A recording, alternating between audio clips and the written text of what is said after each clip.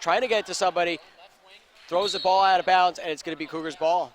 Yeah, one of the few times that MEDGER has trapped Brooklyn College in the corner to force a turnover as Tawana Holder was in no man's land. Justine Vento for the Bulldogs is getting ready to check in, and the officials are going to allow it. Vento comes in place of Tiffany Ruiz. Vento, the guard, 5'2" sophomore from Brooklyn, New York, went to Bishop CUNY High School. Yeah, it's good to see her get a little playing time, see what she can do, and if she can really contribute as we wind down the regular season. Bulldogs have a lot of players that came from Bishop CUNY High School. They must have a really good basketball program. Play resumes. That was Ekruku who tried to get a shot off, but Bulldogs able to recover. Chrissy Heyer is going to push up court, being guarded heavily by Wint as she crosses center court. 14:30 to go in the second half. Holder gets it to Heyer, top of the key. Heyer for three, makes the basket. 3-point shot by Chrissy Heyer is good, and now the Bulldogs have a big 52-15 lead. Yeah, good recognition to see Chrissy Heyer, not afraid to take a long three-pointer, nothing but the bottom of the net. Good ball movement once again by Brooklyn. Wint for the Cougars. Throws it to Imlamwengu. Imlamwengu tries to get a shot off, but loses it to the Bulldogs. Heyer pushing up court. Holder now. They almost lost it, but now they're saying the ball went out of bounds, and it's going to be Cougars' ball. Yeah, just a little bit out of control right there. They were losing the ball, and because they were losing the ball, it left Holder in a tough position tightly in the corner. So now Tompkins is going to bring the ball up court for the Cougars. 13:48 to go in the second half. Ekruku tries to throw it to somebody in the paint, but Bulldogs able to intercept. Now Heyer bring the ball up court for the Bulldogs, and there's going to be a foul on the play. Foul is going against Shakita Wint of the Cougars. Yeah, Shakita Wint a little too aggressive right there, trying to stop the ball of Chrissy Heyer, and now Brooklyn College will inbound because of it. So with 13:35 to go, Bulldogs still leading 52-15. As Vento holding for the Bulldogs along the sideline. Throws it out to Holder. Holder throws it to Heyer in the corner. Bounce pass to Elaine, but lose the ball to the Cougars. And that's Wint who's going to push the ball up court. Throws it back to Tompkins, who crosses center court for the Cougars. 13:10 to go. Lose the ball to Elaine. And now Heyer looking to break out with a breakaway. Heyer layup and does not make the basket, but there is a foul on the play. MEDGER just passing the ball around like they don't care and just throwing the ball around like it's a hot potato. And as soon as they touch the ball, as Chrissy Heyer comes up with the steal and misses the layup, she's just shown her toughness so much this season, her freshman year. And because of her toughness, she gets to the free throw line. Once again, points off turnovers. Heyer was able to get away from Tompkins' defender as the first shot is good. We have Brianna Maresca back at play, as well as Megan Campbell and Asia Foster in place of Elaine, Mann, and Holder. So now Chrissy Heyer is getting ready to line and fire for her second shot. Second shot is good. Another substitution, Jack LaGrasso now in place of Chrissy Heyer. Coach Lang utilizing all of his players. Still have not seen number 50, Roni Padazer, who is from Tel Aviv, Israel. She is yet to see any court time, along with Karen Mack, but Karen Mack is actually inactive for this game. Wint for the Cougars, looks to drive in, cannot get a shot off as Asia Foster now has the ball and throws it to Grasso. Grasso pushing up, gets it to Vento. Vento for three! Shot no good. Rebound. Campbell's able to get it for the Bulldogs. Throws it out to Grasso. Well outside the perimeter at the top of the key. 12:34 to go in this second half. Maresca throws it to Vento. Vento holding, back to Grasso. Now Vento again for three! Makes the basket! 3-point shot by Justine Vento is good. And the Bulldogs up 57-14. Good pass as Jacqueline Grasso is double teaming the corner, sees Justine Vento straight away and hits her second three-pointer of this game. Tompkins now pushes the ball up court for the Cougars. Gets it to Ekruki. Quick shot by Tompkins is no good. Mullins is there for the rebound. She turns the fire shot, no good. Campbell there for the rebound. Now Jacqueline Grasso pushes up court for the Bulldogs. Gets it to Vento underneath the basket, but she has to step out and let her team set up. Grasso, top of the key, holding. Now to Maresca over the sideline. Inside the paint, Foster, back out to Grasso. Vento all alone for three! Shot no good. Rebound, Maresca's able to get it for the Bulldogs. Now they have a fresh shot clock. Another second chance opportunity for Brooklyn, and good job by Grasso not taking the three and finding Vento. Vento just has to knock it down. Grasso top of the key, holding. Gets it to Campbell over the sideline. Campbell back to Grasso. Now Vento. Cross court to Maresca. Maresca tries to get a hook shot, no good. Good defense by the Cougars. They're able to get the rebound and now push the ball up court. Nia Tompkins across the center court for the Cougars. Gets it to Wint, being guarded heavily by Vento. Now Ekruku gets it over to Imlingu. Quick shot is good. There's a three-point shot by the Cougars, and now they are trailing 57-17. And one of the good times you saw good ball movement as Nia Tompkins hits it from the right corner. Grasso now for the Bulldogs. Gets it to Maresca. Maresca holding back to Grasso. Asia Foster, used to seeing Foster playing in the paint. This time she's outside the perimeter. And now Campbell holding. Grasso, quick shot for three. Shot no good. Foster there for the rebound. Stripped of the ball. Out of bounds, and it's going to be Cougars ball. A good effort inside by Asia Foster. Just has to relax a little bit, gather herself for that layup, and she would have had an easy basket. But good effort by her inside, nonetheless. We're nearing the halfway point of this second half as Nia Tompkins pushes up court for the Cougars. That is fortunate. Ekruki tries to get a shot off, no good. And now the Cougars have scored yet again. They're finding a little bit of rhythm offensively on second chance baskets as she drove to the basket right here and over Megan Campbell as she challenged. Good job by her, not afraid to drive the ball to the basket. 3-second violation called against Brianne Maresca of the Bulldogs. Now substitution, Marima Mann is back in play in place of Asia Foster. So now we look back to the scoreboard. Marima Mann 10 points away from reaching 1,000. Yeah, the players who do everything they can to get the ball to her when she's in good position or even when she's not in good position. Past the halfway mark of this second half. Limwengu, quick shot is Tompkins for three. Shot is no good, and now the Bulldogs able to recover. Jacqueline Grasso pushes up court, gets it to Vento all alone. She elects not to shoot. Gets it to Grasso. Grasso holding, now throws it to Maresca. Inside the paint man, but back out to Campbell. Grasso looking to drive in. Back out to Vento. Bulldogs moving the ball around. His man, quick shot, makes the basket. Rima Mann now down to 8 with 9:20 to go. Good passing around, finding Mann in the middle of the defense and finding an easy shot right there. Just good movement by Brooklyn College once again in this game.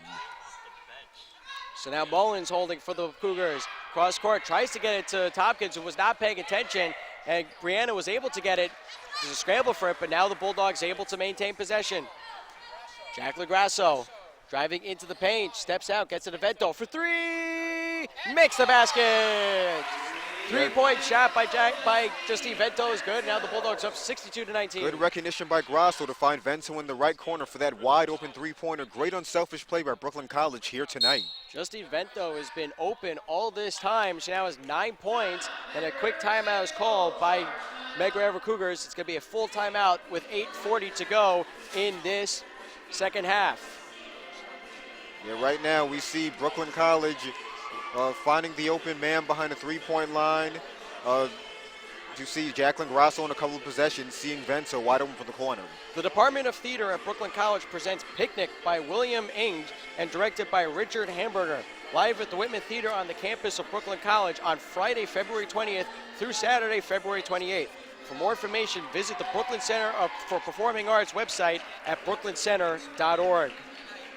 So 8:40 to go. Bulldogs, they've been dominating in this performance, but the one thing that really stands out is they keep getting the ball to Rima Mann, and she's getting the shots off, but she can't seem to finish the play. Yeah, as I mentioned, it's either she's a little anxious, she misses wide open layups, or on the other hand, we see that she's not in good position and the players are forcing the ball to her. They want her to reach this milestone so bad because sometimes they throw the ball to her when there are two MEDGER Everest players on her. She forces up a shot, but sometimes she's just out of position for a tough shot. But how about the performance by Justine Vento? 3 3-point shots, made it. She's always wide open. Yeah, and It's the Medgar Evers players collapsing on Jacqueline Grasso or it being Nicole Francomano. And good job by Grasso or Francomano, the recognition of them to see Vento wide open at the right corner or the right wing for open three-pointers. Good to see her get some action and to score some points also for this team. Coming back into play for the Cougars is number 1, Ashley Desir, in place of, she's in place of number 10, Shakita Wint. No, excuse me, Wint is in place, so she's in place of number 3, Nia Tompkins. So the number 1 player now no longer on the court. Mullins throws it around, gets it to Aruke. Bulldogs are collapsing in as Mwengu tries to get a shot off. Shot is no good. Still scramble for the ball as Sarah Shanderson has it, but loses it to Mwengu. Quick shot by her is no good. And now Jacqueline Grasso is able to get the ball for the Bulldogs. Grasso now pushing up court for the Bulldogs. Gets it to man, off of her hands, out of bounds, and it's going to be back to the Cougars. Once again trying to force it to man, but I don't think it was really that situation right there. Grasso just trying to get out of trouble, and man was the first person she saw. So now Ashley Desir is going to push the ball up court for the Cougars with 8:03 to go in this second half. Bulldogs still leading 62-19. Mwengu throws it to Desir all along the sideline. Now Mullins, top of the key. Back to Desir. Desir in the paint, shot no good. Man there for the rebound. Man trying to fight off the Cougar players as she gets it to Grasso, who pushes up court. Jacqueline Grasso already crossed center court. Throws it to Maresca. Inside the paint is man, almost lost the ball, but back out to Grasso. Now Shanderson. Back out to Grasso with 11 seconds on the shot clock. Maresca back to Grasso. 6 seconds to go on the shot clock. They're going to have to make a play. Maresca back to Grasso for 3. Makes the basket. 3-point shot by Jacqueline Grasso is good, and now the Bulldogs have a 65-19 lead. As Megan Campbell dribbles to the interior and finds a wide-open Jacqueline Grasso. Just great unselfish play for Brooklyn College the entire evening. Desir with the ball for the Cougars. Gets it at Aruke. Aruke, quick shot, no good. Man there for the easy rebound, but she's being double-teamed and almost lost the ball. But Grasso there to recover. Grasso pushes up court, gets it to Shanderson all alone. Back out to Grasso. 18 seconds on the shot clock, 6:46 to go in the second half. Maresca, now Elaine. Over to man, ball goes out of bounds, and it's going to be Cougars ball. Quick substitution, Tiffany Ruiz is going to check in for the Cougars, for the Bulldogs, in place of Brianna Maresca. Yeah, that play we see Gabby Elaine in trouble, and once again trying to force it to man, but she was all the way at the baseline. And there's a whistle, they have to reset the shot clock. So with 6:39 to go, it's a fresh shot clock for the Cougars as they now move up court. Wonder if we're going to see Nicole Francomano again as there's 6.5 to go, just 5 points away from 1,000. I'm curious to see if Rima Mann is going to get the 1,000 points as well. She's she's only 8 points away, So there's a whistle, it's a foul in the play, and it looks like it's going against the Bulldogs. Foul is going against Jacqueline Grasso. It's going to be a blocking foul. So Desir is going to inbound the ball for the Cougars to Mullen. And now Wint hands it back off to Mullins. And lose the ball. Now Tiffany Ruiz trying to go for a break. But now she slows down. Gets it to Shanderson. Shanderson underneath the basket. Hook shot, no good. And now the Cougars get the rebound. Desir brings the ball up court for the Cougars with 6:08 to go in this second half. And Aruke throws it out to Mullins. Now Aruke tries to get a quick shot in the paint, makes the basket. Yeah, good pass inside to Aruke for that shot as they were under pressure, seeing Aruke in good position for that layup. 65-21, Bulldogs leading at 5:46 to go in the second half. Tiffany Ruiz holding for the Bulldogs. It gets it to Jacqueline Grasso. Now Shanderson. Back to the top of the key, Grasso. Now Shanderson. Shanderson, 10 seconds to go on the shot clock. Grasso holding to Ruiz. Ruiz for 3. Shot no good. Elaine almost got the rebound, but it's going to be Cougars ball. Ashley Desir brings the ball up court for the Cougars. She's going to move slowly, letting the time, trying to waste time for just wasting time. But nonetheless, Mwengu holding at the far corner. Trying to get away from Grasso. She does. Shot is no good, but there is a foul in the play. Good job by Mwengu. She saw a small seam on the baseline, and Brooklyn College does not cut off the baseline. She notices that, and she is fouled, and she will get 2 free throws. So the foul is going against Gabby Elaine of the Bulldogs. It's a third foul. So the Bulldogs are going to get ready to do a substitution. Let's see, the first shot by Kiki Imumwengu is... Shot is good. She gets the friendly roll. Chrissy Heyer is back in play along with Brianna Maresca and number 10, Twanda Holder, in place of Jack LaGrasso, Rima Mann, and Sarah Shanderson.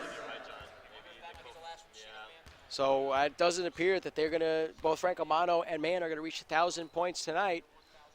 Second shot by Kiki is good. 5:09 to go. Bulldogs leading 65-23. Yeah, you see both of those players on the bench, Rima Mann and Nicole Francomano. I guess that Coach Lang just wants to save that moment for senior night on Tuesday night. It's going to be a big night Tuesday night here at the West Quad Gymnasium against Baruch College. Want everybody to come and attend. Game will start at 5 p.m. Heyer holding, gets it to Maresca. Maresca back to Heyer, top of the key. 8 seconds to go on the shot clock. Elaine holding. Now to Holder. Holder needs to make a play. 3 seconds and 2. She can't get a shot off Maresca, and there's going to be a shot clock violation against the Bulldogs. One of the few times tonight you see Brooklyn College in no man's land.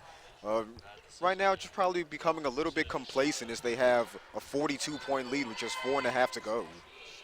Desir brings the ball up court for the Cougars. Hands it off to Wint. Gets it to Mullins. Almost lost the ball. Now she gets a quick shot. It's no good. Scramble for the rebound. Imwengu tries to get a shot, and there's going to be a foul in the play.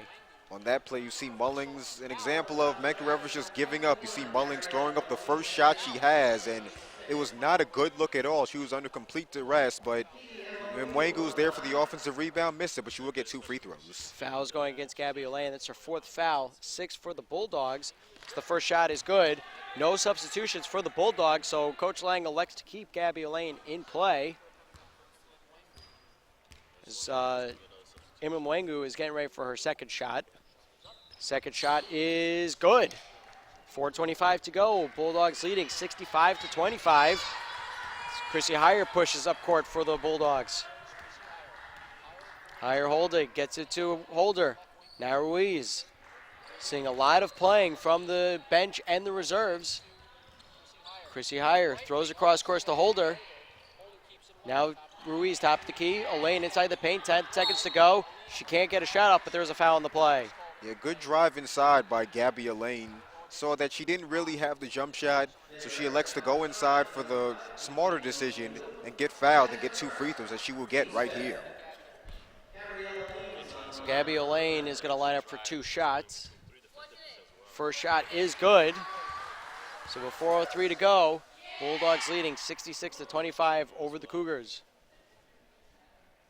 Fans, a quick reminder, immediately following this game, the men's are going to be taking on the men's Cougars. It's the second half of the Battle of the Bedford Avenue Rivals. Yeah, it's good to see Coach Lang to see what he has from his bench. As you see throughout the majority of this game, he's been using everybody with the exception of Padazor from Israel. So second shot is good by Gabby Elaine. Bulldogs up 67-25 with 3:50 to go as the Cougars trying to make a play, but the Bulldogs are putting on a lot of pressure on each player. So you see Mullins being guarded heavily by Holder. Desir being guarded heavily by Ruiz. Tries to get into the paint to Imwengu. Ruiz there, and now Holder is trying to strip the ball away. They're going to call whistle a jump ball. Possession is going to be to the Bulldogs. Yeah, it's good to see Brooklyn College, in spite of their 42-point lead, not letting up on defense. They continue to play hard, continue to expend their energy, and it's good to see that in this kind of game. 3:28 to go in this second half. Elaine to Heyer, top of the key. Maresca underneath the basket. Hook shot is good. Good to see Gabby Maresca score as good pass by Heyer. There's really nobody guarding the baseline. Maresca takes advantage of it on her strong side, the left side, and lays it in. 3:08 to go in this second half. Imwengu tries to get it to the corner to Desir. She does. Now Wint holding top of the key. Back to Desir. Less than 3 minutes to go. 10 seconds shot clock. Shot by Desir is no good. Ball evades her, and now Heyer's able to recover for the Bulldogs. Heyer pushing the ball up court for the Bulldogs. Throws it out to Ruiz. Ruiz for 3. Makes the basket.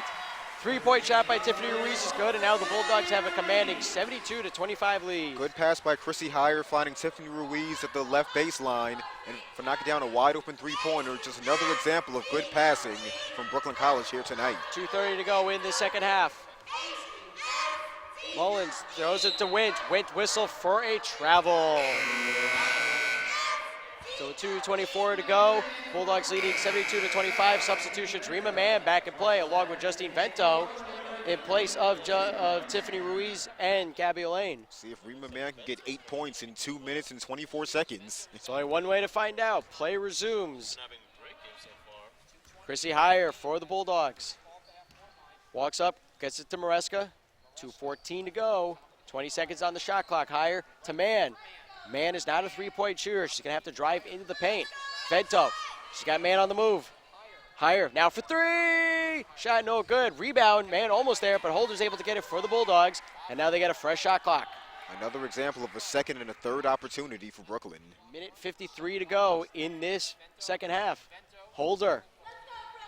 Holder is holding. Gets it to Mann. Mann, cross court to Vento. Back to Holder, top of the key. 100 seconds to go in this second half. Maresca, shot doesn't hit the rim. 6 seconds on the shot clock. Heyer drives in, can't get a shot off, and it's taken away by the Cougars. Now Desir's going to push up court. Holder's right in front of her, and now the rest of the Bulldogs catch up. So now Desir is going to walk out. She's going to let everybody set up. With a minute 20 to go in this second half. And it's taken away by the Bulldogs. Holder throws it to Vento. Vento pushes up court for the Bulldogs, and now Heyer is going to hold with a minute 10 to go. Yeah, just use the clock, take your time. Good effort by Brooklyn, and once again, see what the bench can do offensively. Heyer now with the ball. Less than a minute to go here in the second half. Mann throws it to Maresca.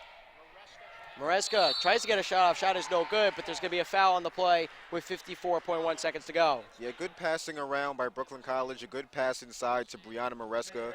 Also good to see her score on that last possession. Good to see everybody on Brooklyn College, as I mentioned, get involved. So Brianna Maresca is going to shoot her first shot. It is no good. A good pass inside by Brianna Maresca. She seems to like that left side and the little playing time she's had. And it's either been a made layup or a foul, as we saw right there. Jacqueline Grasso is now back in play in place of Chrissy Heyer. Second shot by Maresca is no good. Mann was almost inbound the ball. Ball did go out of bounds. It's going to be Cougars' ball. Yeah, good effort by Mann going after that ball. And Brooklyn College in the driver's seat on their way to their 10th consecutive victory. 53 seconds to go as clock is ticking. Desir is going to inbound the ball bring the ball up court for the Cougars, As Eruke, quick shot by Eruke is no good. Rebound, Mullins almost had it, goes off her hands, out of bounds. It'll be Bulldogs ball with 37.8 seconds to go. So as I mentioned, Brooklyn College finishing the season pretty strong on a 10-game winning streak. Now it sets up a big showdown with the team they struggled against a lot in Baruch Bearcats. Holder. Now over the top of the key is Grasso. Grasso still holding. Now Holder for three. Shot no good. Rebound. Wint is able to get it, and with the shot clock off, time is going to wind down with 14 seconds to go. It's going to be a big victory for the Bulldogs. They win their 10th straight in a row. As Desir is going to hold it with 4, 3, 2, 1. And that's going to do it here at the West Clyde Gymnasium. Final score, Bulldogs winning it 72-25. Yeah, very good effort tonight from start to finish, from wire to wire as we expected.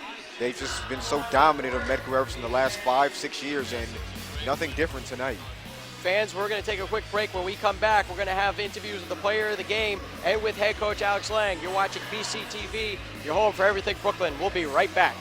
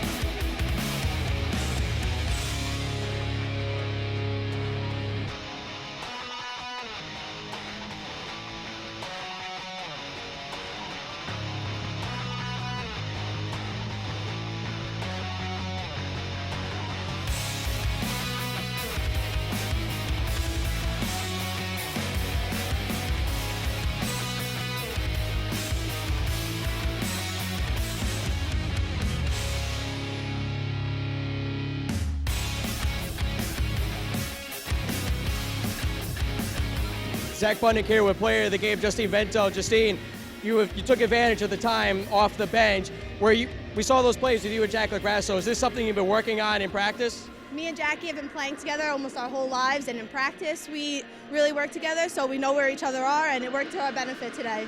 So that was great.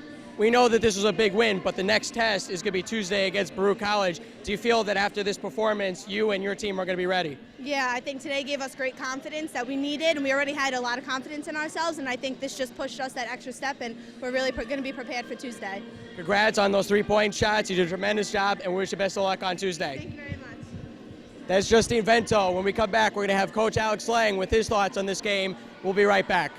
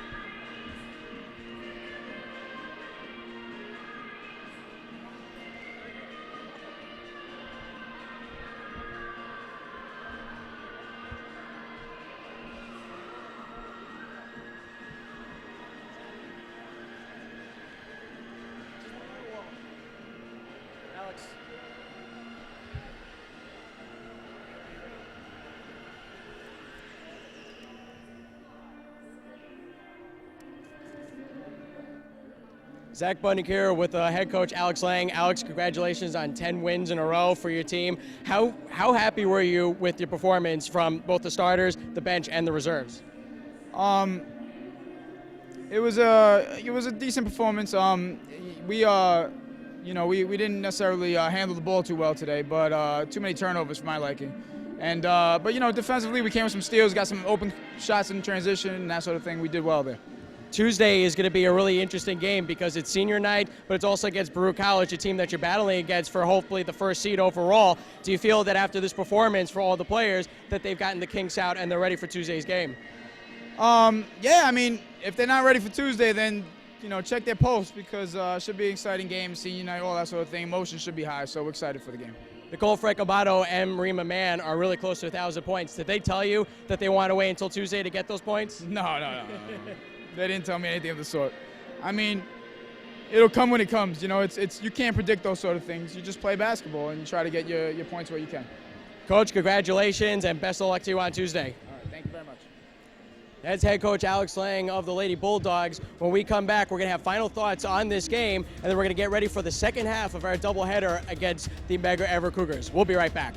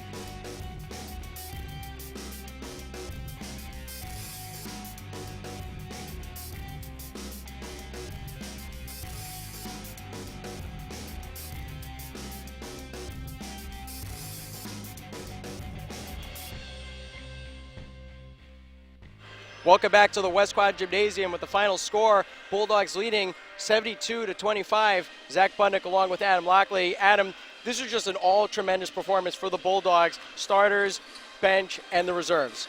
Yeah, they did a really good job defensively, getting points off turnovers, forcing 34 turnovers in this game. I didn't think they can top their last performance when they forced 28 turnovers, but forcing Medgar Evers 34 turnovers to just 6 assists, and Brooklyn College, on the other hand, 25 assists to 17 turnovers, and they pretty much got everybody involved. Good to see Justine Vento hit 3 3-pointers in this game. 9 points in 9 minutes. Really good performance by her. And it all comes from the good movement offensively, making the extra pass on offense, not forcing up a bad shot, not driving into trouble. So Frank Amano also coming up with points off turnovers, getting out on fast breaks. Came away with just 5 points short of 1,000 in this game, but good job by her doing what she usually does, coming up with steals, and also Megan Campbell doing what she does, hitting shots inside. And Rima Mann started the game a little slow, a little nervous, but hit shots inside nonetheless, and she's also just 8 points away from 1,000. Let's take a look at the highlight reel because there are a lot of good plays all around. Right here you see Nicole Francomano, as we saw, getting points off turnovers, off the steal, driving in for a layup for 2 points. And then we see it go over to Jacqueline Grosso for one of her 2 3-pointers wide open. And also, on another play, you see a play from Medgar Evers getting the ball to the interior, driving inside on 2 people. Pretty much a tough shot right there, as Asia Foster and Campbell were there. And Grosso taking one dribble, not driving into trouble, seeing Justine Vento for one of her 3 3-pointers in the corner. Also, you see Megan Campbell, Jacqueline Grosso driving, and then seeing Grosso open, actually, from the 3-point line. And then that's an example of good passing and not driving into trouble on different possessions. So Brooklyn College doing a good job being unselfish in this game. And that's what they'll have to do as the competition stiffens.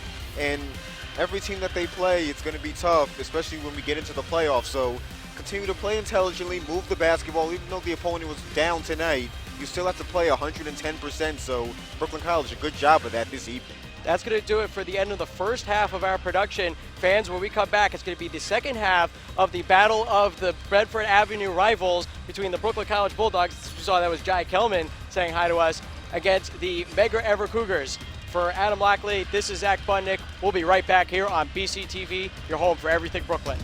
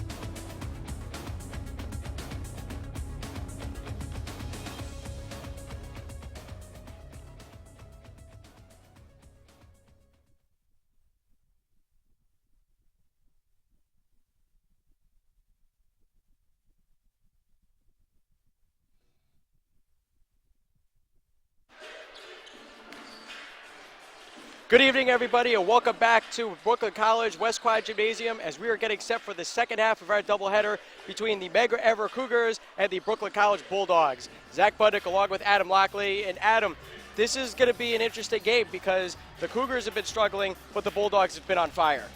Yeah, the Cougars have struggled a lot. They've struggled overall this season, a record of 3 wins and 20 losses, and 2-12 in CUNY play. For the Cougars, their best player offensively has been Matthew Walker, who will not be starting tonight, by the way. But the last time they played, he shot 8 out of 21 for 19 points in that game. And throughout that game, Brooklyn College did a good job defensively, and Medgar Evers on the flip side struggled defensively. Brooklyn College scored 80 points in that game. And it's something to really look at in this game because Medgar Evers gives up 79 points per game, and they only score 64 points per game. Brooklyn College as a team averages 83 points per game, so look for them to really go off offensively here in this game as we talk about the balance of Brooklyn College offensively. So Medgar Evers really has their hands full tonight. Brooklyn College, their head coach, Coach McAuliffe, his first season, has been doing an outstanding job for his team. 10-game winning streak to start the season, and now they're bouncing back after a couple of bad losses in CUNY play.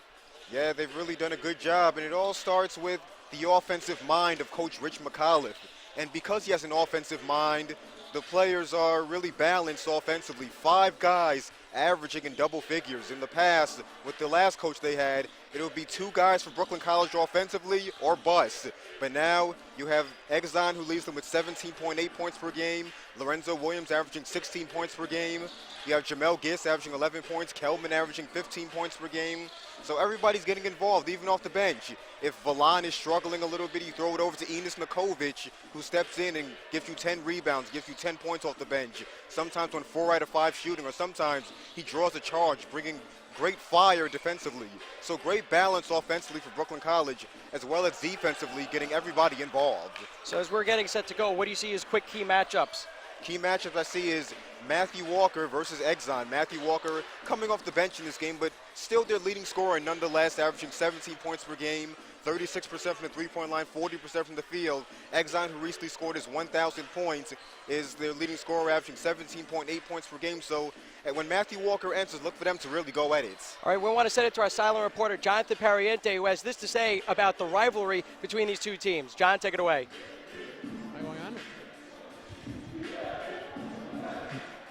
Testing. Wait, are we testing them? Oh, testing. 1, 2, 3. Mic check. 1, 2, 3. Mic check. 1, 2, 3. Mic check. 1, 2, 3. All right. Mic check. 1, 2, 3.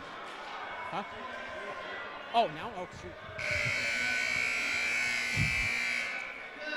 As we come into this matchup here from the West Quad Gymnasium, both these two teams, the Brooklyn College Bulldogs and the men's Medgar Evers Cougars, have a very rich history.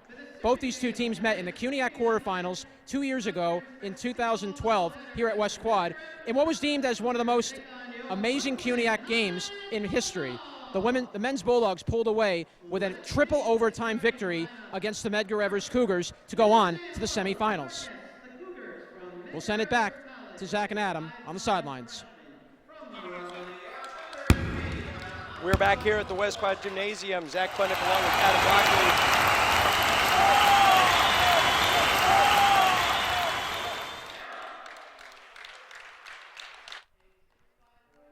Esperanto is a language constructed in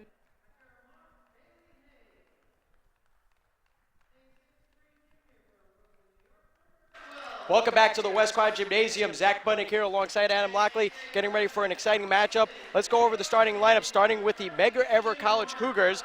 We have starting number 3, Reynaldo Eloy, the guard, 5'9" freshman from Brooklyn, New York, went to Midwood High School across the street from Brooklyn College. Number 5, Pablo Segura, guard, 6'1" junior from Flushing, New York, went to Hicksville High School. Number 11, Acker Mark Bailey Hay, forward, 6'5" freshman from Miami, Florida, went to Flanagan High School. Number 12, Xavier Costco, forward, 6'3" junior from Brooklyn, New York, went to George Westinghouse High School. And number 22, Mark Hudson, guard, 6'3" junior from Far Rockaway, New York, went to Beach Channel High School. Now for the Bulldogs, number 1, Jai Kelman, guard, 6'1" senior from Brooklyn, New York, went to Westinghouse High School as well. Number 12, Lorenzo Williams, forward, 6'4" junior from Brooklyn, New York, went to South Shore High School. Number 15, Jamel Gist, guard, 6-foot junior from Brooklyn, New York, went to Newsom High School. Number 20, fan favorite, Dennis Balsam, forward, 6'4" junior from Brooklyn, New York, went to Leon M. Goldstein High School. And rounding up, number 5, the 1,000-point club, Exxon Jambalai, the forward, 6'2" junior from Brooklyn, New York, went to FDR High School. One thing to note, Exxon Jambalai reached the 1,000-point mark. His cousin, who's on the team, Valon Jambalik, is inactive this evening. Yeah, and also it helps that Medgar Evers on the other side is without Valin Williams, the 6'6" center that they used to have. He had 13 points, 14 rebounds, and 4 blocked shots the last time these two teams met, so it pretty much evens out, and Brooklyn College does have the 6'9" Enos Nikovic. It should be an exciting matchup as the Cougars have already hit the court, and the Bulldogs, they're getting ready to go as they're getting the last-minute words in. And now they're getting ready. Bulldogs wearing their home white jerseys and the Cougars wearing their black road jerseys. Now both teams are on the court, and the opening tip-off is going to be between number 20, Dennis Balsam, and number 11, Acker Mark Bailey Hay.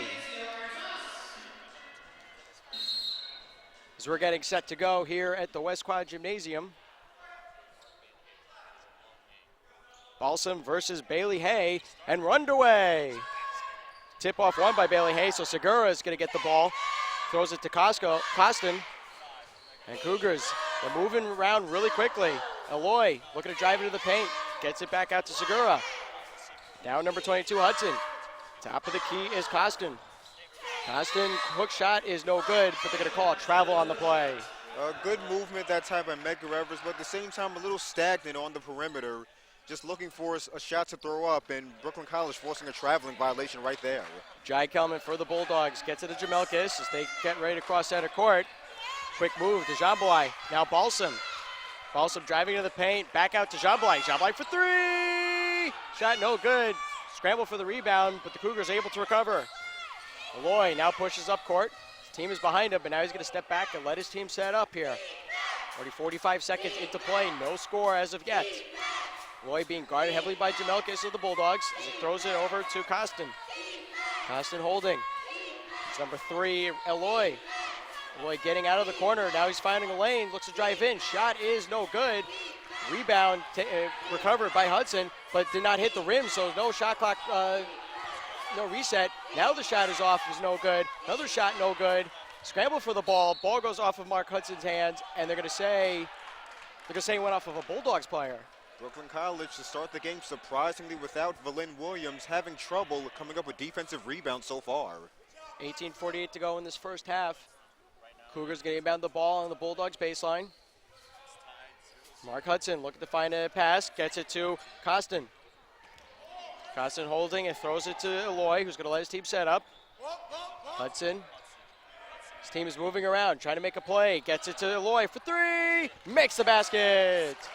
3-point shot by Reynaldo Eloy is good, and now the Cougars have a 3-0 lead. Good patience offensively that time by Medgar Evers. Jamel Gist to Jambalai. Now Jai Kelman for 3. Shot no good. Big rebound. Lorenzo Williams able to get that for the Bulldogs easily. Underneath the paint, underneath the basket is Exxon Jambalai, and he. An underrated passer as he drives to the interior right here and finds Exxon cutting to the basket for the wide open layup. Nearing 2 minutes have gone by in this first half. Bulldogs trailing by 1. Segura. That was Costin who gets it to Hudson. Now inside the paint is Bailey Hay who fires and he makes the basket. Good interior passing by Medgar Evers in that possession, countering Brooklyn College. Now Jai Kelman gets it to Jambalai and intercepted by Hudson. Hudson gets it out to Segura. Segura all alone, denied by Gist. Now Gist puts up for the Bulldogs. Gist inside the paint, gets it to Jambalai. Jambalai shot no good. Ball goes out of bounds, and they're going to say it's Cougars ball. Good transition defense by both teams on that play. Gist coming back to block the shot, and Medgar Evers coming back to block Exxon, and now they go back on offense. Play resumes. Segura over to Eloy. 17:25 to go. 20 seconds on the shot clock. Eloy steps back out, throws it to Costin. Now hands it off to Segura. Back to Hudson. Hudson, quick shot is no good. Bailey Hay there for the rebound and throws it back out to Eloy. Fires for 3. Shot no good. Rebound, Lorenzo Williams pushes up court for the Bulldogs. Williams being double teamed, but gets away from his defender. Shot no good, but there is a foul on the play. Good drive right there by Lorenzo Williams, seeing a little seam in the defense, taking advantage of it, and getting to the free throw line. So the opening minutes and the Bulldogs are down by 3 against a team that's been struggling this season. And now Lorenzo Williams going to line up for 2 shots. First shot is good. So now the Bulldogs are down by 2 in the opening minutes of this game. So far we see Brooklyn having trouble getting defensive rebounds so far. Second shot by Lorenzo Williams is good. Gets the friendly roll. 33 minutes have gone by in this first half. It's now Bulldogs trailing by 1. Looking to get their first lead of the game. Ronaldo Aloy gets away from Jai Kelman in the paint, but throws it out to Segura. Now Aloy back with the ball, top of the key. Be guarded heavily by Exxon Jambalai. Now he steps back out. Number 12, Costin. Costin holding, be guarded by Williams. 12 on 12. Costin drives in, shot is blocked, goes out of bounds, and it's going to remain Cougars ball. Substitution, Matthew Walker, who did not start, is now coming into the game in place of Pablo Segura. You see Lorenzo Williams just studying Costa, knowing he has the height advantage, lets him drive by, but catches up to him to get that block shot. Walker, the guard, 5'10" junior from Brooklyn, New York, went to Benjamin Banneker High School. Quick shot by Costin is no good. Rebound, ball goes out of bounds off of Walker's hands, and it's going to be Bulldogs ball. So 16:33 to go in this first half. Bulldogs trailing by 1. Exxon Jambalai. Get to the Gist. Jamel Gist shouting out orders, letting his team move around. You see Bulldogs have been known to move the ball around very lively here. Gist inside the paint. Jambalai off the backboard, no good. And Walker's able to get the rebound. Walker pushes up quickly to Aloy, almost intercepted by Jai Kelman. Aloy with a quick shot, he makes the basket. And now back the other way, Jai Kelman. Jai Kelman, all of the Cougars fall back, but Williams for 3, shot no good. And now Costin's able to get the rebound for the Cougars. Costin pushing up. Now he's stopped at the top of the key, gets it over to Aloy, and he's gonna let his team set up. Aloy holding, he's moving around, still with the ball, is trying to get away from Kelman. Now he throws it into the paint to Bailey Hay. Bailey goes off his hands, and it's going to be Bulldogs ball. Quick substitution, and Istikovic is now in play for the Bulldogs in place of, it's like he's in place of Dennis Balsam, excuse me. Yeah, he's a huge spark offensively we've seen the last month of the season. He's the center, 6'9" senior from Brooklyn, New York, went to Midwood High School across the street. So Jai Kelman now with the ball for the Bulldogs. Throws it to Exxon Jambalai. Nikovic to Gist. Gist drives into the paint. Back out to Jambalai for 3! Shot no good. Big rebound. Williams able to charge back up to get it. Kelman over to Gist. Gist for 3! Makes the basket! 3-point shot by Jamel Gist is good, and now it's tied up at 7 apiece. See Kelman finding Jamel Gist off the offensive rebound for the wide open 3-pointer, taking advantage of a second chance. Aloy for the Cougars, being guarded by Jamel Gist of the Bulldogs. Aloy throws it to Walker. Walker holding. Now he's looking to drive into the paint. Throws it to Bailey Hay, who can't get a shot off, and there's going to be a foul on the, not a foul on the play. It's saying the ball went out of bounds, excuse me. Good block inside by Nikovic, as I mentioned. He is a huge spark off the bench offensively as well as defensively. Kyle Sierra, number 14 for the Cougars, is now in play in place of Reynaldo Aloy. Sierra, the guard, 5'6" junior from Brooklyn, New York, went to Paul Robinson High School. Shot is no good, and now the Bulldogs take over. Jambalai trying to catch Cougars off guard. Nikovic, spinorama inside the paint. They're going to call an offensive foul. Yeah, Enes Nikovic a little out of control on that play. Got a little excited once he got into the interior of the defense. Just had to be a little more patient right there. Pablo Segura is now back in play for the Cougars in place of number 22, Mark Hudson.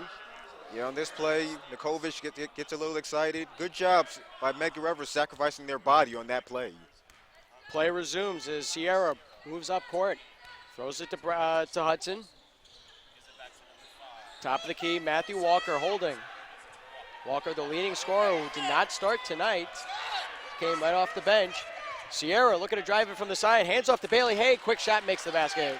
Good use of penetration and dish on that play to find the open man. Lorenzo Williams, quick transition play for the Bulldogs. Tries to get into Kovic, but the Bulldogs still maintain possession. Jai Kelman trying to spinorama away from Walker. Throws it to Nikovic. Cross-court pass to Gist for three. Shot no good. Almost for the rebound was Jambalai, but Walker now pushes up for the Cougars.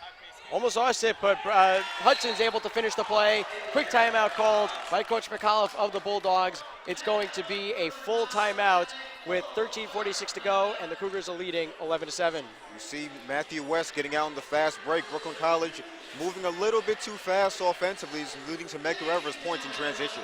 Fans, help your community by participating in the Brooklyn College Blood Drive on Tuesday, February 24th from 10 a.m. to 8 p.m. in the Student Center penthouse. Remember, every unit of blood we collect has the ability to make a difference in the lives of 2 patients in need. For more information, contact Brooklyn College's Health Programs Office at hpo@brooklyn.cuny.edu. Have a special shout out. Happy birthday to Phyllis Dawson, 87 years young today, and I understand that she can still knock down those 3-point shots. So happy birthday, Phyllis Dawson. Yeah, the mother-in-law of Stuart McClellan, and right now you see Brooklyn College a little too fast offensively. You saw Nikovic charging into a Medgar Evers player on that last play, or the play before the last play. Just set up your offense, move the basketball around, which Brooklyn College has done a seemingly good job of so far here in the first 7 minutes. But continue to do that. Don't need to force up a shot on 3 different defenders. Just move the basketball around and find the open man. And when you find the open man, knock down those 3-pointers. So with 13:46 to go, Bulldogs trailing 11-7. This is unusual for them to be trailing like this. Yeah, and right now, Medgar Evers with 6 offensive rebounds. That's something we really have to focus on. I didn't think the rebounding would really be a problem for Brooklyn College in this game without Valin Williams, but Mark Hudson has really gotten to the offensive glass aggressively so far in the first 6 minutes and 14 seconds. Play is going to resume as Jai Kelman is going to inbound the ball for the Bulldogs from their own baseline. Jamelkis is going to push up court. Everybody's already set up. Gist almost lost the ball. Now Kelman holding. In the corner is Lorenzo Williams. Gist drives into the paint. Shot is in and out, no good. Fight for the rebound, and it's going to be Bailey Hay who's able to recover for the Cougars. Push up court, intercepted by Eggs on Jambalai. Now Jambalai pushes back up. All alone is Gist, makes the basket. Good awareness right there by Exxon to come up with the steal and find Jamel Gist wide open on this play for a wide open layup in transition. Walker getting away from Kelman. Inside the paint is being quadruple teamed, and they're going to call a jump ball. Still going to be possession Bulldogs. Yeah, good interior defense right there as Matthew Walker drove to the basket.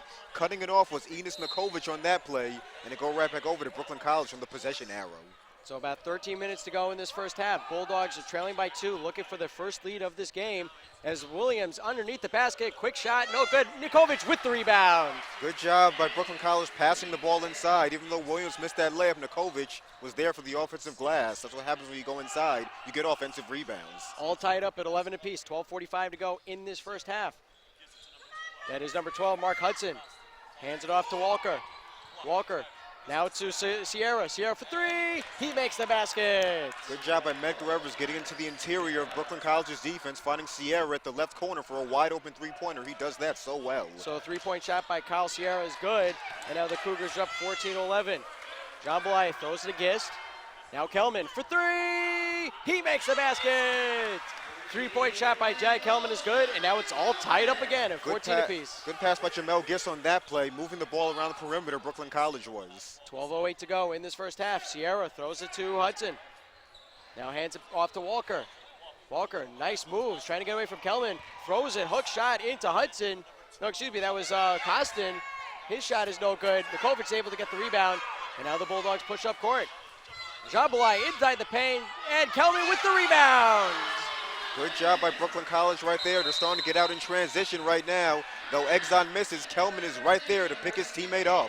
Kelman finally takes the lead for the Bulldogs, 16-14. Timeout called by head coach Chris Prusso of the Cougars. 30-second timeout with 11:44 to go in this first half. Yeah, we see really good movement offensively by Brooklyn since that last timeout. And also good awareness on the last play, going back by Exxon Jumbalaj as Medgar Evers tried to push the ball up the court off a missed shot by Brooklyn College. Exxon pushed it up, found the open man for the layup, and now Brooklyn College really is looking a lot more like a team in these last 3 minutes and 30 seconds than they did during our last timeout. You're watching Brooklyn College basketball here on BCTV, your home for everything Brooklyn. Zach Bunnick along with Adam Lackley, Jonathan Pariente, our sideline reporter, as the players are coming back on the court, and it's going to be Cougars ball. Kyle Sierra of the Cougars moving up court slowly with the ball. All Bulldogs leading 16-14 here at the West Quad Gymnasium. Number 5, Segura holding at the corner. Now back to Sierra. 18 seconds on the shot clock. Still plenty of time, but the coaches are shouting out orders. Segura, bounce pass to Hudson. Now back to Sierra for 3. Makes the basket. 3-point shot by Kyle Sierra is good, and now the Cougars have taken the lead once again, 17-16. A good bounce pass on that play to find Sierra. That's how you take advantage of a zone, pass around, and find an open shot. So we have some substitution for the Bulldogs. Dennis Balsam, number 20, fan favorites, back in. Diaz for 3. He makes the basket. Steven Diaz, who's dangerous at three-point range. His shot is good, and now the Bulldogs are back up again, 19-17. Once Steven Diaz gets going, he could really be dangerous from beyond the arc, shooting 37%. Segura looking to try to, hands off to Walker, looks to drive into the paint. His shot is no good. Rebound, and Lorenzo Williams lost it to Segura, who makes his basket. So now just like that, tie it up again, 19 apiece. Harry Hazen, number 44 for the Bulldogs, is now with the ball, bringing up court. Pass it to Diaz. Diaz elects not to shoot his three-point shot. The cross-court pass to Jambalai. Jambalai holding. Now to Diaz. Williams holding, 18 seconds of the shot clock. Lost the ball. There's a scramble for it. There was a miscommunication inside the paint, but the ball goes out of bounds. It's going to be Cougars ball. Yeah, Lorenzo Williams once again a little out of control right there. Substitutions, we have number 12, Xavier Costin back in play for the Cougars, and number 3, Ronaldo Aloy, also back in play for the Cougars. For the Bulldogs, number 3, Nicholas Grasso is in play for the Bulldogs. See how Medgar Evers responds offensively right here. They've done a good job showing continuity offensively and doing a good job answering the zone of Brooklyn College. So play resumes. Hudson throws it to Sierra. That's a quick shot by Costin. His shot is good. Already at the halfway mark of this first half. Cougars are leading 21-19. Diaz going back and forth with Harry Hazen of the Bulldogs. Hazen now back to Diaz. Now Hazen. Diaz is going to move around court. You see Jambalai crossing the paint. Diaz on the sideline, back to Hazen. 16 seconds on the shot clock. Hazen to Grasso. Quick shot is in and out, no good. And no Bulldogs there to get the rebound. Aloy pushes up court. Aloy, and there's going to be whistle for a travel call. Yeah, it looks like he was a little confused about what he wanted to do, and that's why you never pick up your dribble unless you're completely sure that you want to make the next play. You don't know what you want to do, you got to be completely sure. But Diaz was able to psych him out. That's why Aloy got confused. Play resumes. Harry Hazen throws it to Diaz, and out Grasso at the sideline. Back over to Hazen. See the Bulldogs moving around really quickly. Jambalai makes his basket. That's what you got to do, move the basketball around. You see right here, they throw it inside to Jambalai, cutting to the basket. That's why you move without the basketball. You find openings when you move. Tied up at 21 apiece. This has been a really tight game thus far. Cougars had a big 5-point lead, but now the Bulldogs have been keeping it neck and neck. Quick shot by Sierra for 3. No good. Exxon Jambalai for the rebound for the Bulldogs.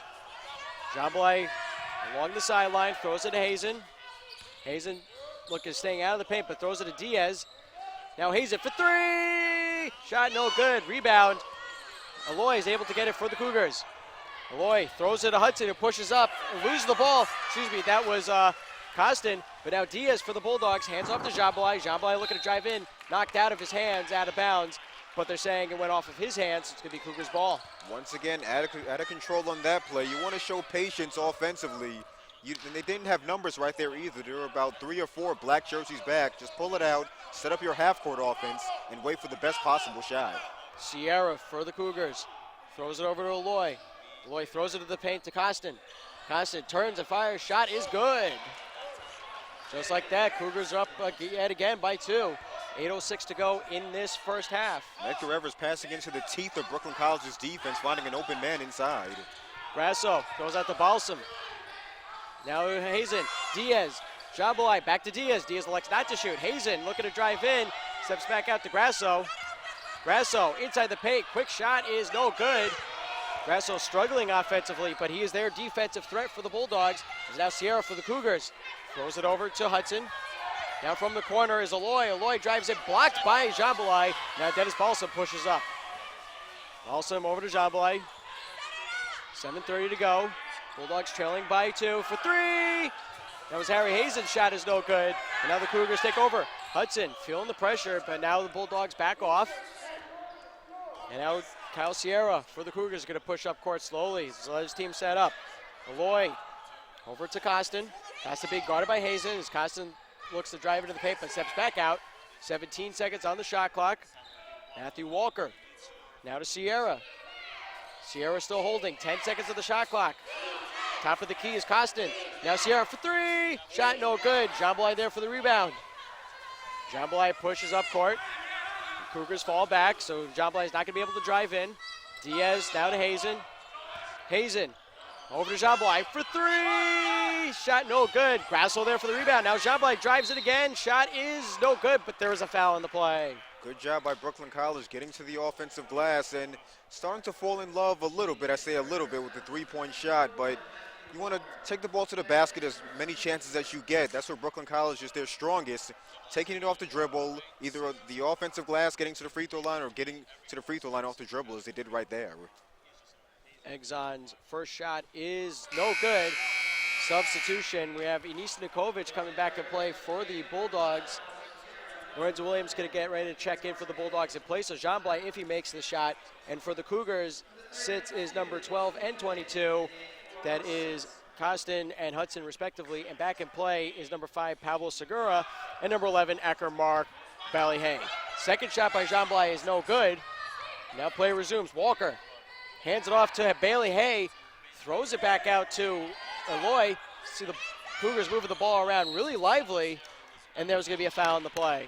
Yeah, the Cougars really attacking this zone, moving the basketball really fluently, not standing around offensively, throwing it to one man, one person moves without the ball, and it's a foul on Brooklyn College. Lorenzo Williams and Jamel Gist are now back into play, as well as Jai Kelman. So now for the Bulldogs, we have number 32, Enis Nikovic, number 10, Steven Diaz, 1, Jai Kelman, 15, Jamel Gist, and 12, Lorenzo Williams. Walker getting ready to inbound the ball, throws it to Bailey Hay, and hands it off to Segura, who drives in, throws it to Walker. His shot is good. Bulldogs are trailing 25-21, 6:13 to go in this first half. Medgar Evers attacking the Brooklyn College defense, no standing around, getting into the interior, driving inside and finding the open man wide open on the baseline. Good use of teamwork by Medgar Evers right there. So the Bulldogs are down by 4. Kelman throws it to Diaz. Diaz, the only player on this team from Staten Island, as he holds the ball. Now throws it to Kelman for 3. Makes the basket. 3-point shot by Jai Kelman is good, and now it's a 1-point game, 25-24, Bulldogs trailing. Jai Kelman has become their best three-point shooter this season, percentage-wise. Number 1, Matthew Walker holding. 5:35 to go in this first half. Walker still holding. Drives in, fire shot, no good. Bailey Hay there for the rebound, and he makes the basket. Once again, Brooklyn College having trouble getting to the defensive glass as Bailey Hay beats them to the defensive glass again for an easy layup. So Jai Kelman for the Bulldogs holding. Cross-court pass to Jamel Gist. Now hands it off to Diaz. Tries to get into the paint to Kelman, but is intercepted by Bailey Hay. Now 2-on-1 developing. Quick shot by Aloy is good. 5 minutes to go. Bulldogs are trailing by 5, excuse me. Jamel Gist. Almost a backcourt violation. And now there's going to be a whistle, a foul on the play.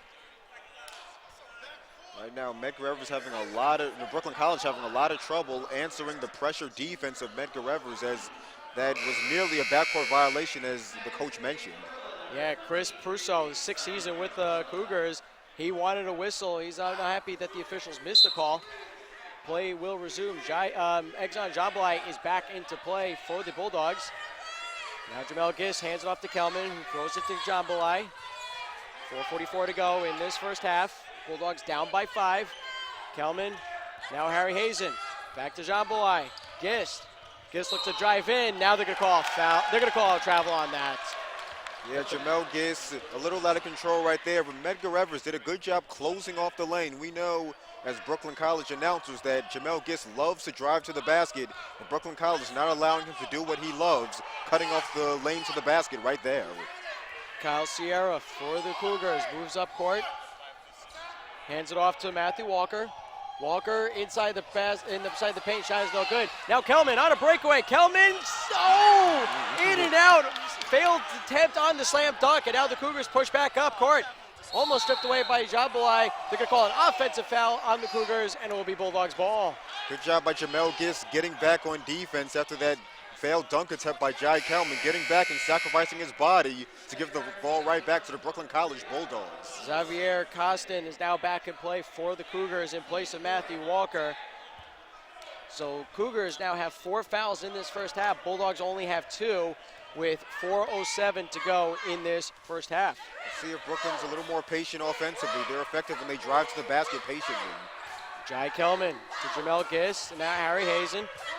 Off the hands of Lorenzo Williams, but Kelman is able to save it from going out of bounds. 16 seconds on the shot clock. Williams still spin around the move. Quick shot off the rim, no good. Jambalay there for the rebound. He makes the basket. Fortunately for Brooklyn College, Jambalay was right there for the offensive rebound as Williams took an ill-advised shot over 2 people. Play resumes. Kyle Sierra for the Cougars moving slowly up court. Now he crosses center court, being met by Jamel Gist. This is Javier Costin. Throws it to Ronaldo Loy. Now top of the key, Sierra. Trying to get away from Kelman. He does. Can't get a good shot off. Goes out of bounds. And it's going to remain Cougars ball. Steven Diaz now back in play in place of Harry Hazen. And Mark Hudson for the Cougars back in play in place of number 5, Pablo Segura. I have to say, just great movement offensively from Medgar Evers here in the first half, whether it be them moving the ball around the perimeter or moving it off the dribble. So Bulldogs trailing by 3 with 3:19 to go. Cougars maintain possession in the offensive zone. That's Javier Costin. Drives, fire shot, no good. And now Exxon Jablay pushes up court for the Bulldogs. Exxon inside the paint. Shot no good, but there's a foul on the play. They're going to call an offensive foul. Whoa, that's a bit of a tough call right there. I'll have to see the replay as it looked as if that would have been a blocking foul on Medgar Evers. Exxon thought it was as well. But the Medgar Evers defender was in pretty good position, and that's why it was an offensive foul on Exxon to end it. It was a late call by the officials. So 4 fouls for the Cougars, 3 now for the Bulldogs with 2:57 to go.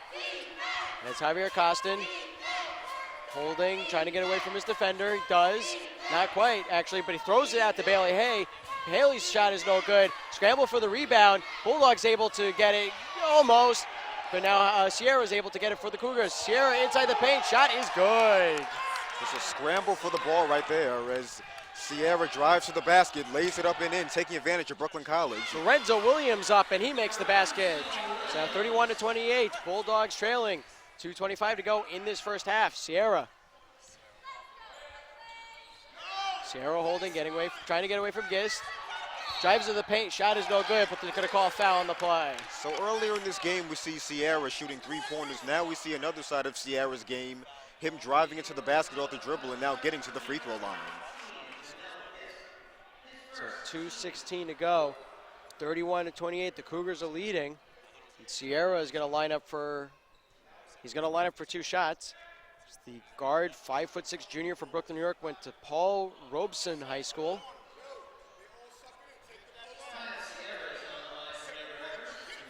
So now Sierra is going to line up for his 2 shots. Not sure what the delay is here. Now he's getting ready for his first shot. First shot is good. Matthew Walker is now going to come back into play for the Cougars in place of Ronaldo Aloy. So 2:16 to go. Bulldogs trailing by 4 as the Cougars try to widen their lead. Second shot is good. 2:16 to go. Bulldogs trailing by 5 here in this first half. Jamel Gist throws it to Diaz. Kelman, top of the key. Inside the paint, Williams. Williams' quick shot is no good, but they're going to call a foul on the play. Good job by Jai Kelman, not taking a long three-pointer, seeing Lorenzo Williams in good position inside, and he gets the ball inside. He gets fouled for a higher percentage shot. So it's the 5th foul against the Cougars, and Lorenzo Williams going to line up for his 2 shots. Lorenzo, the 6'4" junior, and his first shot is good. Fans, you're watching Brooklyn College Bulldogs basketball on BCTV, your home for everything Brooklyn. Second shot is in and out, no good. Now the Cougars able to take over. Matthew Walker for the Cougars holding. Walker looking to make a play. Can't get away from Jai Kelman. Now he does. Quick shot is no good. And Jablay almost had the rebound, but loses it to Walker.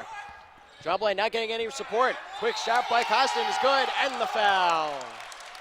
Once again, second chance points as West drives baseline, sees Costa cutting inside, lays it up and in, and good sense of teamwork by Medgar Evers right there, not taking a tough shot, seeing Costa move without the ball, cutting inside. He gets a layup, and he gets a chance for a three-point play.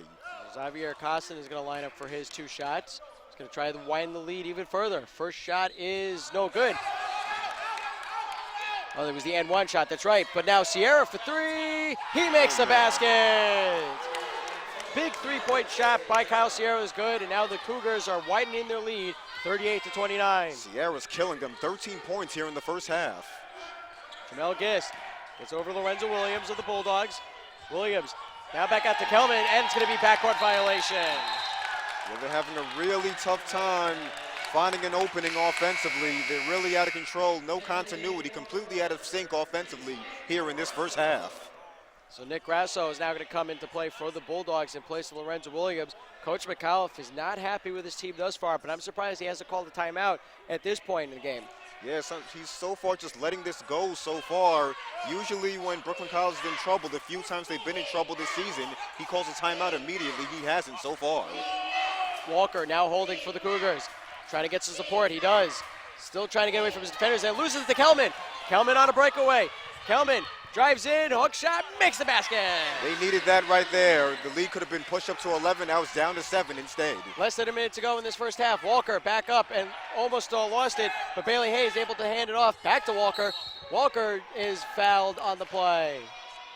Yeah, Walker didn't really see anything on the baseline. He drove and most likely knew he would draw a foul. As we see the play right here on the monitor, he drives baseline, guarded by Gist. He cuts off the baseline, but runs into a brick wall in Jamel Gist, and that's a foul on Jamel Gist as he just knocked him over. Saw Jamel Gist talking to the official and to Coach McAuliffe. He was not happy with that call. But now Harry Hazen is back in play for the Bulldogs in place of Jamel Gist. So Mark Hudson's going to inbound the ball. Gets it to Sierra. Sierra holding. 45 seconds to go in this first half. His team is leading 38-31. He's going to kill time as he throws it to Costin. Now over the sideline is Walker. Walker holding. Trying to get away from Kelman. Inside the paint now to Sierra for 3. He makes the basket. Oh my gosh, he has destroyed them in the first half as Matthew Walker drives and finds Sierra wide open for the three-pointers. 17 points for him here in this first half. Shot clock is off. 16 seconds to go in this first half as Harry Hayes is going to hold the ball for the Bulldogs. His team is trailing by 10 here at the West Quad Gymnasium. Hazen, 6 seconds to go. Diaz cross court to Kelman. Kelman for 3. Shot no good. Grassel there for the rebound. Diaz, the time winds down and the buzzer sounds. Nobody's going to get a shot off, and that's going to be the end of the first half with the Bulldogs in unfamiliar territory as they are trailing by 10. Yeah, right now you said unfamiliar territory. The first time I've seen them in this position in 3 weeks, 3 Fridays ago exactly. They trailed John Jay by 12 points at the half, 41-29. They now trail by a similar score, 41-31. Let's see what adjustments Rich McAuliffe makes in the second half. We're going to take a break here. When we come back, we're going to have our detailed analysis of that first half. We're going to look at stats for this first half, and we're also going to highlight what we should expect in the second half. But first, we're going to send it to Jonathan Pariente, who has Coach Shea. I'm with assistant coach Brian Shea. Brian, your team is down 41-31 at the first half. What are some things you took away from that first half, the start of the game? Our guys came out with very little energy, no competitiveness. They're looking at MEDGER's record rather than their talent, and it's showing right now. What do you need to do in the second half? What needs to improve in the second half? Just like a lot of games, we need to wake up. We need to realize that every team's going to give us a game, and we got to compete on every possession. That's not what we're doing right now. Coach Shea, thank you very much for your time. All right, Adam and Zach, back to you.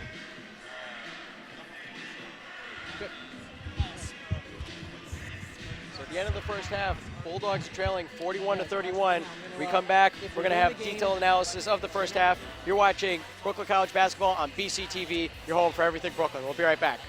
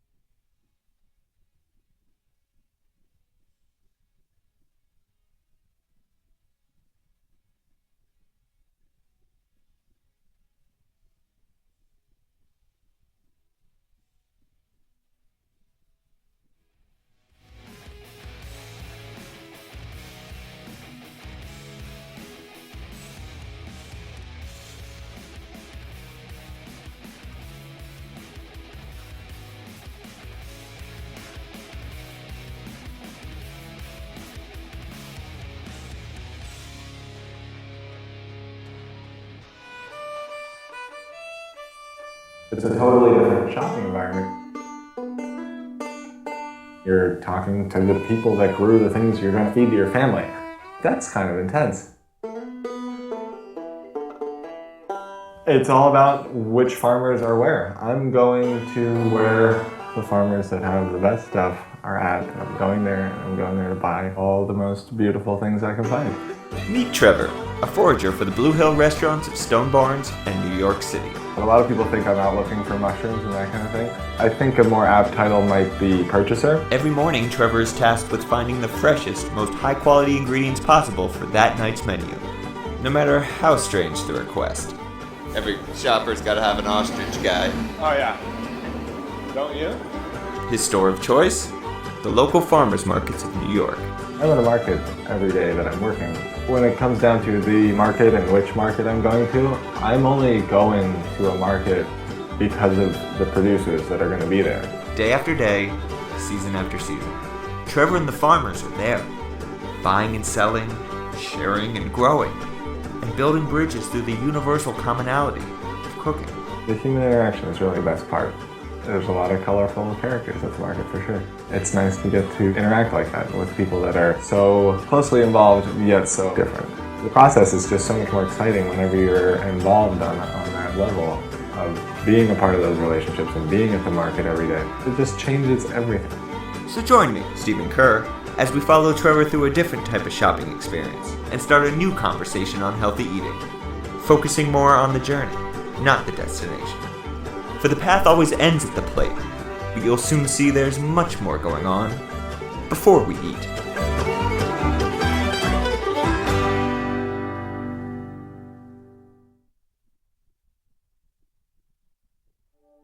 Esperanto is a language constructed in 1887 by a Polish ophthalmologist named L.L. Zamenhof.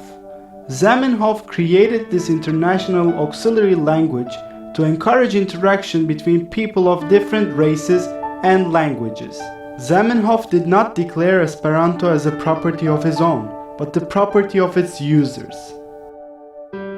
He declined to attach his name to Lingua Internacia, his first book, signing it instead Dr. Esperanto, meaning one who hopes. Our thought is that if everybody learned Esperanto, they would continue to use their own languages under all other circumstances, but we'd have an international means of communication that would be neutral. So that's the basic idea. Esperanto? No, I don't think so. Esperanto, I don't know. Esperanto? No, what is that? It's a made-up language. Oh yes, I do know Esperanto. Yeah, I do, but it's not working. Nobody's following it, right? My overwhelming feeling about that is that They never succeeded and they never will succeed, so it's kind of unrealistic to even talk about that. Esperanto has logical roots, but it's not anybody's native language. I learned Esperanto when I was 5 with my parents and my brother as well. We are an Esperantist family. As you get involved with Esperanto, you discover that not only is it an idea and an ideal, but it's also a community. So whether it becomes the international language for all the world or not, we already have a community and a culture of speakers of Esperanto. And there are many of us.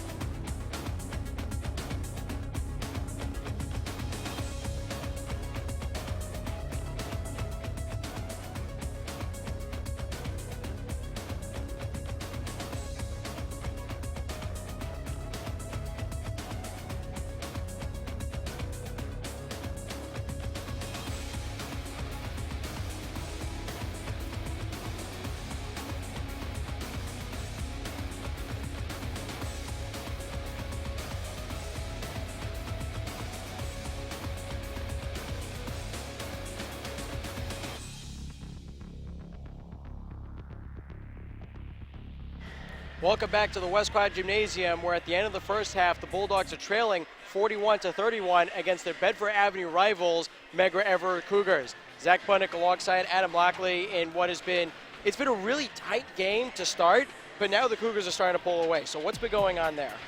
Yeah, let's start with what Brooklyn College is not doing defensively. They cannot stop Kyle Sierra, the 5'6" guard. Yes, standing at a modest 5'6", and he's doing it in a variety of ways. From the three-point line, he's hit 4 of 6 from the three-point line, and he's also penetrating to the basket and getting to the free throw line. So Brooklyn College has been unable to keep up with him.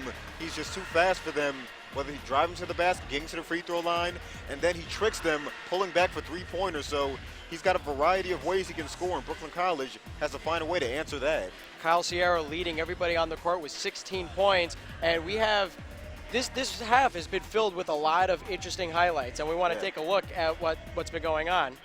Yeah, right now they save it going out of bounds to find Matthew Walker, but it's blocked by Jamel Giss. Good job by Brooklyn College getting back in transition. Then Giss doing a good job penetrating to the teeth of the defense to Exxon, but it was blocked on that play. But then Giss getting the offensive rebound out to Giss, and he hits a wide open three. Then you have Matthew Walker driving, losing the ball, but behind him is a MEDGER Everett player, Xavier Costin, for the open layup. Then driving inside is a MEDGER Everett player inside to Eloy, and he finds it wide open for a wide open layup. And then Exxon catching them napping, missing the layup, but Kelman is right there to pick up his teammates. And then driving to the basket is Eloy. A good job by Exxon picking it up. Then Kelman missing the dunk. That's pretty much what started the pulling away by MEDGER Everett in the first half. When he missed that open dunk and rattled it out, that was pretty embarrassing right there. And Brooklyn College has to find a way to recover from this. I've seen them do it in the past, about 3 weeks ago when they trailed 41-29 at the half at John Jay.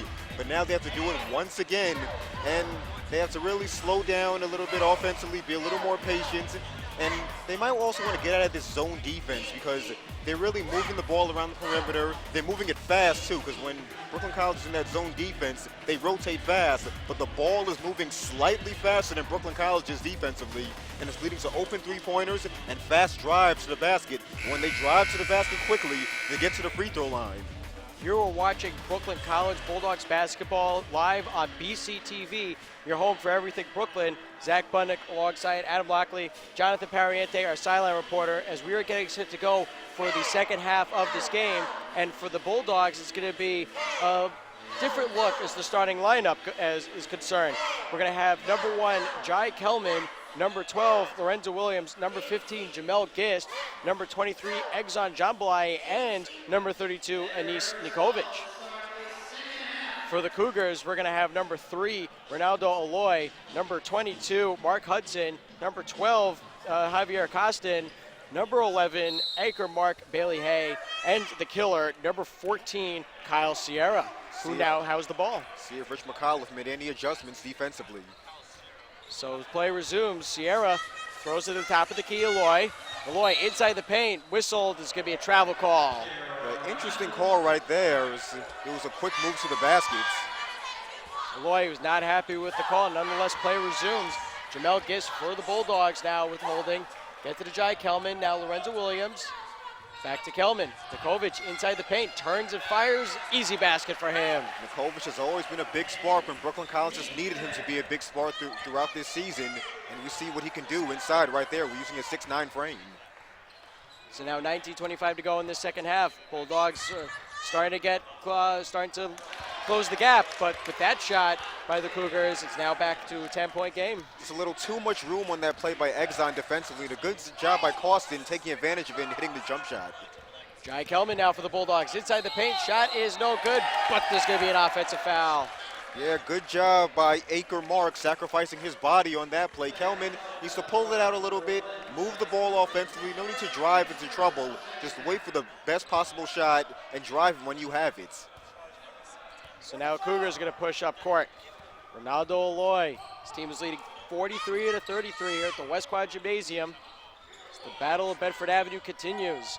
Costin being guarded by Williams, but gets away to Aloy, but the ball goes out of bounds. It's going to be Bulldogs ball. Now this is their chance to take advantage off a turnover. Brooklyn College trailing by 10, and see if they made any adjustments offensively. They need to be a little more patient, as I mentioned. Play resumes. Jamel Gist for the Bulldogs. Gets it to Jai Kelman. Now Jamel Giss in the corner. Giss inside the paint, Nikovic. Nikovic can't get a shot off. Now he does, and he makes the basket. What a move inside by Enes Nikovic on that play. Getting in good position, posting up. Looked as if he was in a little bit of trouble right here, but found a way to get the baskets. Bulldogs trailing by 8. 18:25 to go in the second half. Sierra now with the ball for the Cougars. Trying to get away from his defenders, but he hands it off to Aloy. Aloy getting help from Sierra, trying to get away from Kelman. And now Aloy's going to reset his team with 15 seconds on the shot clock. Aloy inside the paint. Shot is no good. Rebound. Williams hands it off to Kelman. Kelman pushing up. Bounce pass to Williams. His shot is good. What a pass on that play by Kelman. Seeing a 2-on-1, finding Jamel Giss with a fancy behind-the-back pass for that layup. Sierra now with the ball for the Cougars. Walks up to the top of the key, hands it off to Aloy. Now to Costin. Costin inside the paint is Bailey Hay. Back out to Costin. Costin holding, hands it off to Sierra. Sierra's been very dangerous, 16 points in this game. 8 seconds to go on the shot clock. Sierra, quick shot is good. That was just a good shot right there. It was over 2 defenders on that play as he drove to his strong side, the left side, driving inside over the outstretched arm of Gist. Williams looked to drive in, but they're going to call a foul on the play. Yeah, right now, he has hurt them so much, as I've been talking about. See if Brooklyn College can answer it, try to get over this hump. 17:20 to go. Substitution. Matthew Walker is now back to play in place of Mark Hudson for the Cougars. Coach McCoff elects to not make any substitutions as of yet for his Bulldogs. Jablay over to Giz for 3. Shot no good. Jablay there for the rebound. He can't get it, but Williams there. His shot no good. Jablay again. Jablay quick shot. Still no good. Gets his own rebound. And now he makes the basket. A second, a third chance on this play. Missing. Exxon's there. Misses it, then puts it back for a layup. And now Brooklyn College taking advantage of second and third opportunities that Medgar Evers gives them. It shows that you do not give up on the play. Sierra now with the ball at the top of the key for the Cougars. Sierra inside the paint to Bailey. Hey, his shot is good. Good job by Sierra, seeing that Brooklyn College defenders were collapsing on him. Finds the open man inside for the wide open layup.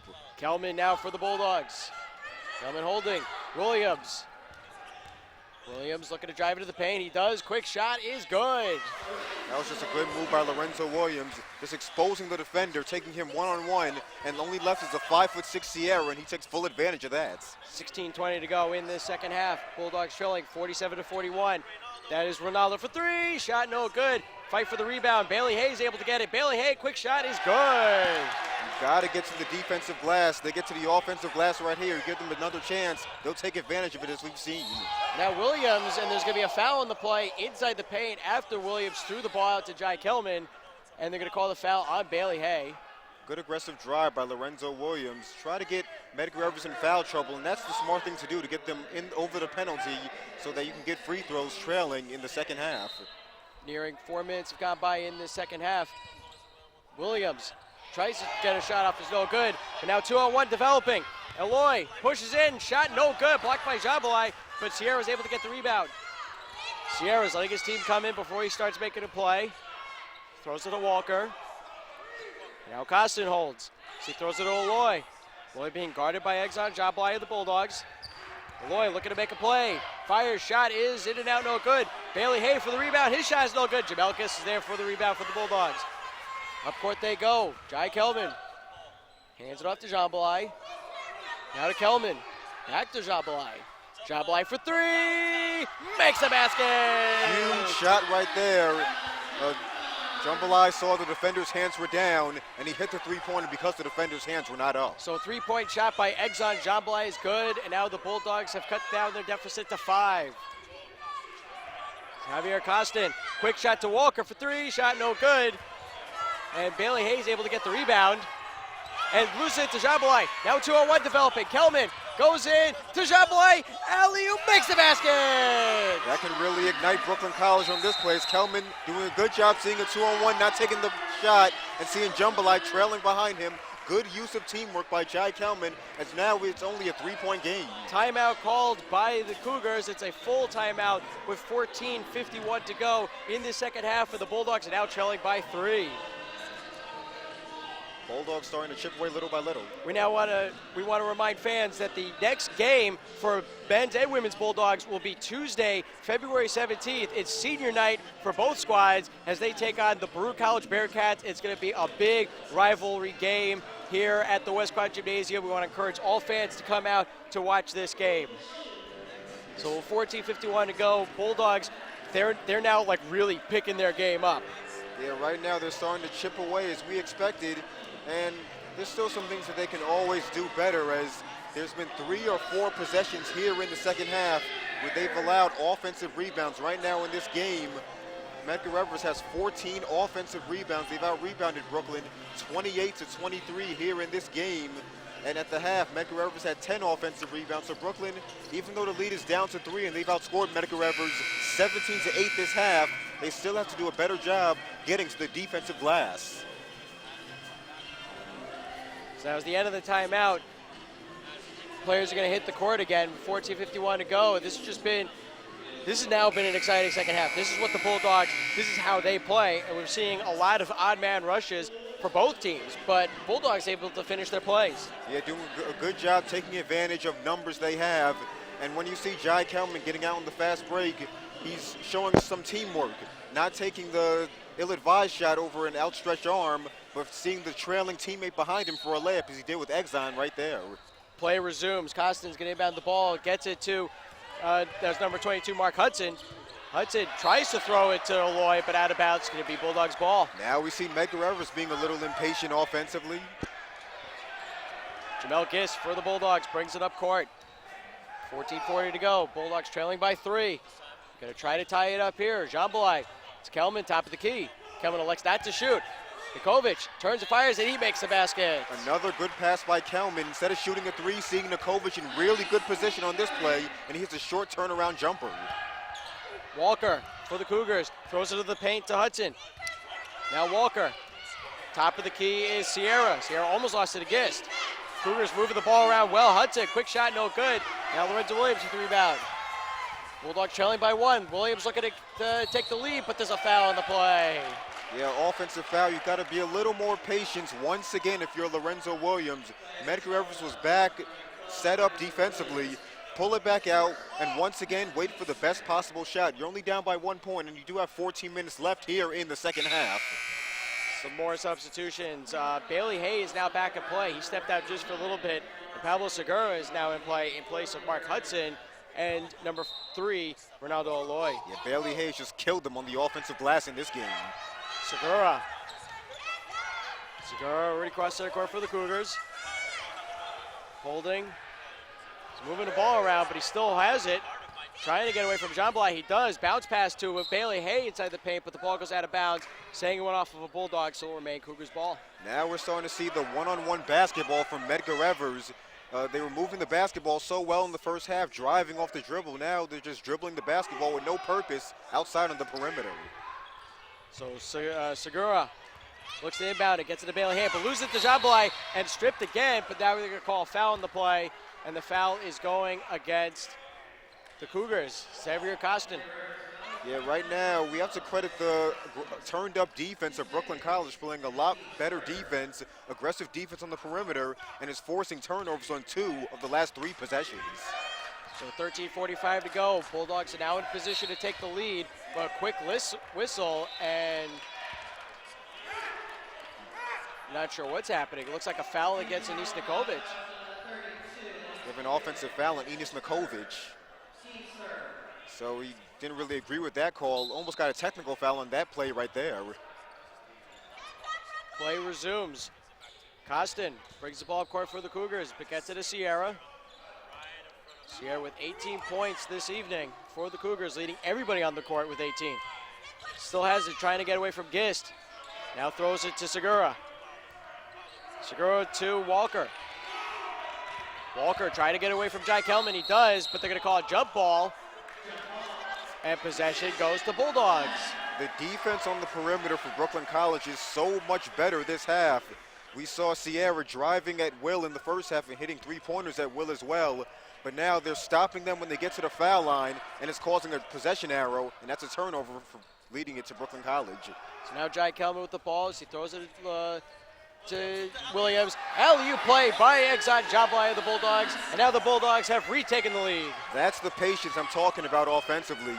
Lorenzo Williams gets patient at the perimeter, sees a cutting Exxon to the basket, and good recognition to find him offensively for the 2 points. Sierra loses the ball to the Bulldogs, but now it's Costa who's able to recover it. His shot is no good, and now the Bulldogs pushing up. Kelman for the breakaway. Shot is good, and the foul.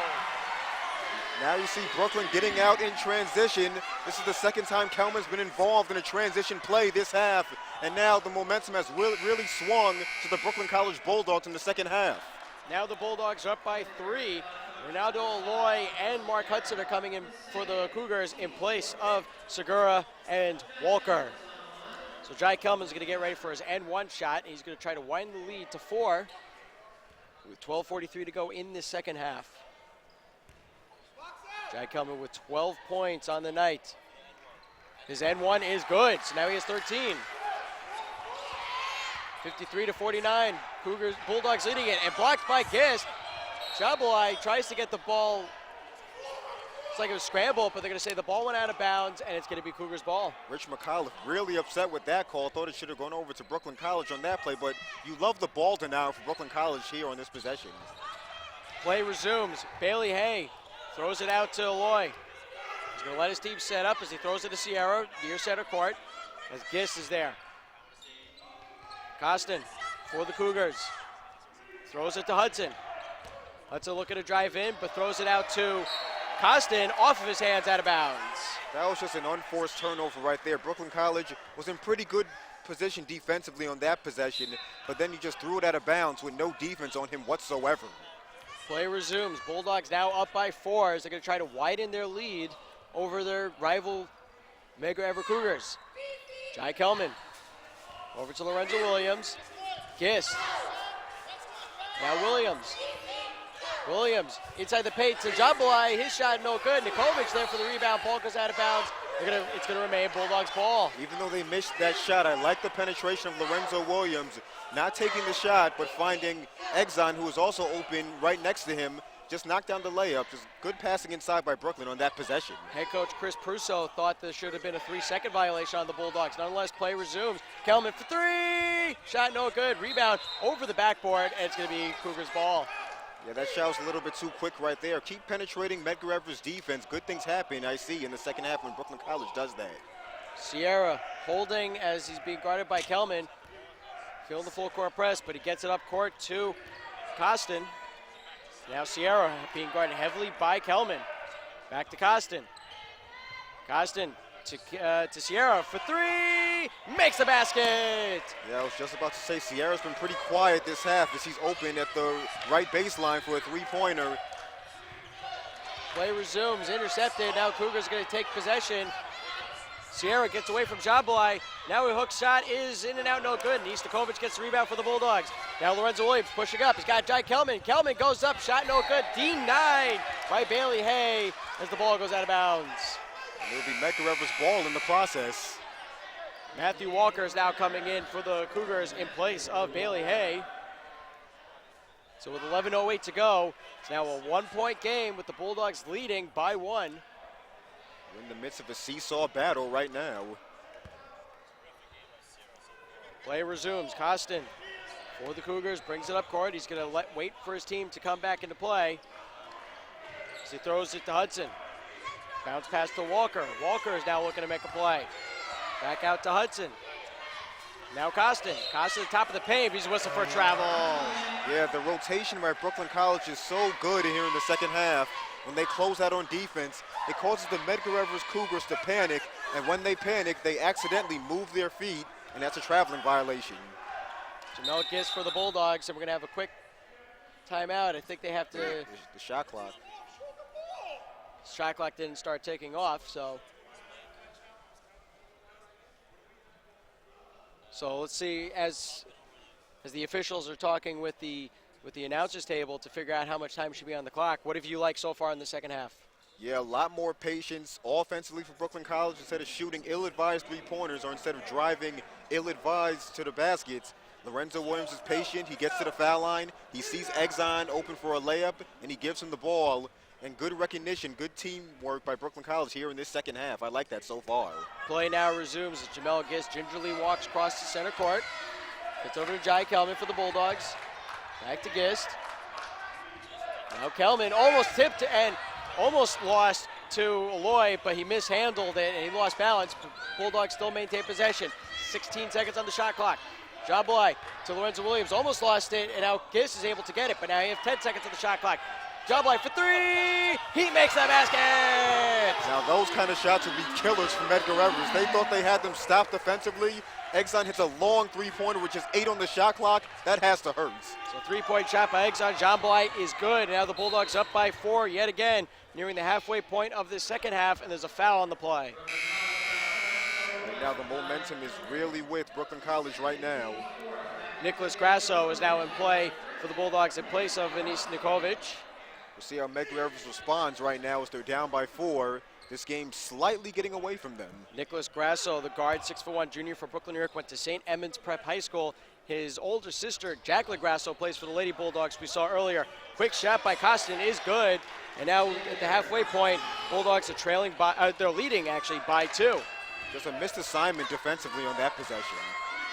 Jai Kelman for the Bulldogs, hands it to Jabalai for 3! Shot no good, rebound. Cougars able to get it. Matthew Walker pushes up court. Quick pass over to number 12, Costin. Costin, quick shot is good. Just like that, all tied up. And now Kelman, quick pass up and shot no good, but there's a foul on the play. Good awareness by Jai Kelman, seeing a little opening in the Medgar Evers transition defense. He saw it, drove to the basket, and because he saw it and took advantage of it, he will now get 2 free throws. So that foul goes against Matthew Walker. Second foul, 5th against his team in the second half.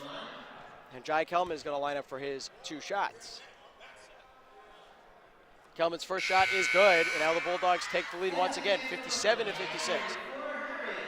Harry Hazen is now in the game in place of Jamel Gist. Harry Hazen, the guard, 6'1" sophomore from New York City, went to Millennium High School. Second shot by Jai Kelman is good, and now he's going to sit in place of Steven Diaz. Diaz, the guard, 6'1" senior from Staten Island, New York, went to Monsignor Farrell High School. Play resumes, 9:40 to go. Bulldogs up by 2. Ronaldo Aloy gets it over to number 22, Hudson. Eloy for 3, shot no good. Bulldogs able to get the rebound, but they lose it. No, excuse me, it was the Cougars that got the rebound. Aloy, hook shot, no good. Ball went out of bounds, and it's going to remain Cougars ball. Another substitution. Pablo Segura is going to come into play in place of number 22, Mark Hudson. Good interior defense right there by Brooklyn College, cutting off the driving lane. So Walker inbounds the ball, but loses it to the Bulldogs. Nice block by Lorenzo Williams, and now another foul. We're going to call a blocking foul on a pushing foul, on the Cougars, going against Reynaldo Aloy. So that's his 3rd foul, 6th against the Cougars. And with 9:16 to go, Bulldogs up by 2. They're now going to take advantage of this to try to maintain the lead. And do the same thing you've been doing. Be patient offensively and wait for the best possible shot, whether in the paint or behind the 3-point line.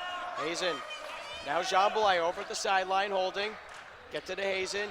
Inside the paint was Diaz, but they lose it to Walker, and now Walker pushes up court for the Cougars. Walker knocked out of bounds, but they're going to call a foul on Jambalai as he knocked into Walker. That was actually a good foul right there to stop the easy 2-point basket as Matthew Walker is driving to the basket on this play. Faking Exxon off his feet. Good fake by Matthew Walker as well to get the foul. I agree. A very smart move by Walker. He read it right because he knows Jambalai will always be aggressive and throwing his body in there. Now another substitution. Aloy is going to sit, and back into play is Bailey Hay. Sierra. Oh, Sierra's back in play, excuse me. Well, now Sierra has the ball. And now number 1, Matthew Walker, throws it around the perimeter to Segura. Back to Sierra for 3. Shot no good. The lucky bounce for the Bulldogs as now they take control. Steven Diaz. Exxon Jambalai now to Grasso. Williams back to Grasso. Jambalai. Diaz for 3. Shot in and out, no good. Jambalai with the rebound, but they're going to call a foul on the play against the Bulldogs. I didn't really see where the foul was right there. Couldn't see it from my angle. It looks like he cleanly came down with the offensive rebound on that play. I might have missed something on that possession. They're saying Jabalai fouled the Cougars player as he got the rebound, but it's going to be a quick 30-second timeout for the Bulldogs with 8:32 to go and their team leading by 2. I have to say, I love the movement offensively for Brooklyn. Though Steven Diaz missed that 3, still they're getting good looks at the basket. That shot will fall eventually, especially for Steven Diaz, who's about a 37% three-point shooter. So get the best possible shot, just like Brooklyn College has been doing on the last couple of possessions. And defensively, doing a good job cutting off the driving lanes for Sierra and Costin. And also, it's been one shot and done for Medgar Evers offensively in the first half, and also the first couple of minutes of the second half. They've had 14 offensive rebounds, so doing a much better job here. 8:32 to go. Bulldogs leading by 2. Fans on Tuesday, February 17th, it's senior night. Come out and support your seniors as they take on the Baruch College Bearcats. Seniors for the men's that we have to honor are Valon Jumbalik, Steven Diaz, and Anis Nikovic, and Jai Kelman. So we have 4 seniors that are going to be honored. Play resumes.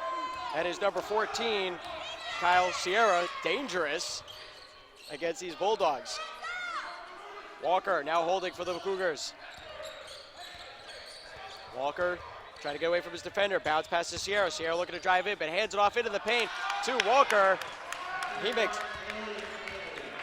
that was Bailey Hay who makes the basket. Good drive by Sierra, finding the open man inside for the layup, because they did not cut off the baseline. Jabalai, top of the key, down to Hazen. Back to Jabalai. Diaz. Diaz is dangerous to three-point range, and so is Jabalai. They're going to try to get it to either player who's open. And Harry Hazen holding. 15 seconds of the shot clock. Williams elects not to shoot. Now to Hazen, top of the key, 10 seconds. Diaz for 3! Shot in and out, no good. Jabalai almost got the rebound, but Sierra was able to get it for the Cougars. Sierra pushing up court. Now he's going to let his team set up as he walks over to the top of the key and throws it to Walker over the sideline. That is number 5, Segura, but there's going to be a whistle and a timeout called by the Cougars. It's going to be a full timeout with 7:24 to go, and it's all tied up at 58 apiece. We just want to have us throw out a special thanks to Stephen Kerr for his leadership and putting this production together. He was unable to stay due to an illness, but Steve, we want to thank you so much for putting this on and for giving us the opportunity to call this game. Yes, sir, definitely. This is a great opportunity as aspiring broadcasters right here. We always love to do this, call games for these Brooklyn College Bulldogs. Always great experience and a great opportunity. You're watching Brooklyn College Bulldogs basketball on BCTV, your home for everything Brooklyn. Zach Bundick here alongside Adam Lockley, Jonathan Parriente, our sideline reporter, and John, Adam, excuse me. What do you have, what has been standing out for you in the second half thus far? What has stood out for me offensively for Brooklyn is the way they're moving the basketball and the way they're a lot more patient offensively here in this second half. The first half and also the first couple of minutes of the second half, you would see Lorenzo Williams drive recklessly to the basket for an offensive foul, or Exxon drive recklessly. But now they're a lot more patient offensively, taking it to the foul line inside and finding the open man for wide open layups. And also defensively, they're doing a much better job on the defensive glass. We all have to remember as basketball fans and everything and broadcasters that a defensive possession is not over until you get the defensive rebounds. Remember in the first half, they gave up 10 offensive rebounds. Then the first 3 minutes of the second half, they gave up 4 offensive rebounds. And since then, only 2 offensive rebounds they've given up in the last 9 minutes. So a much better job getting to the defensive glass. 7:24 to go in the second half. It's all tied up at 58 apiece. So what has been an interesting game thus far. Been really tight, but also seesaw performance for both teams. Walker for the Cougars hands it off to Sierra, Now Segura.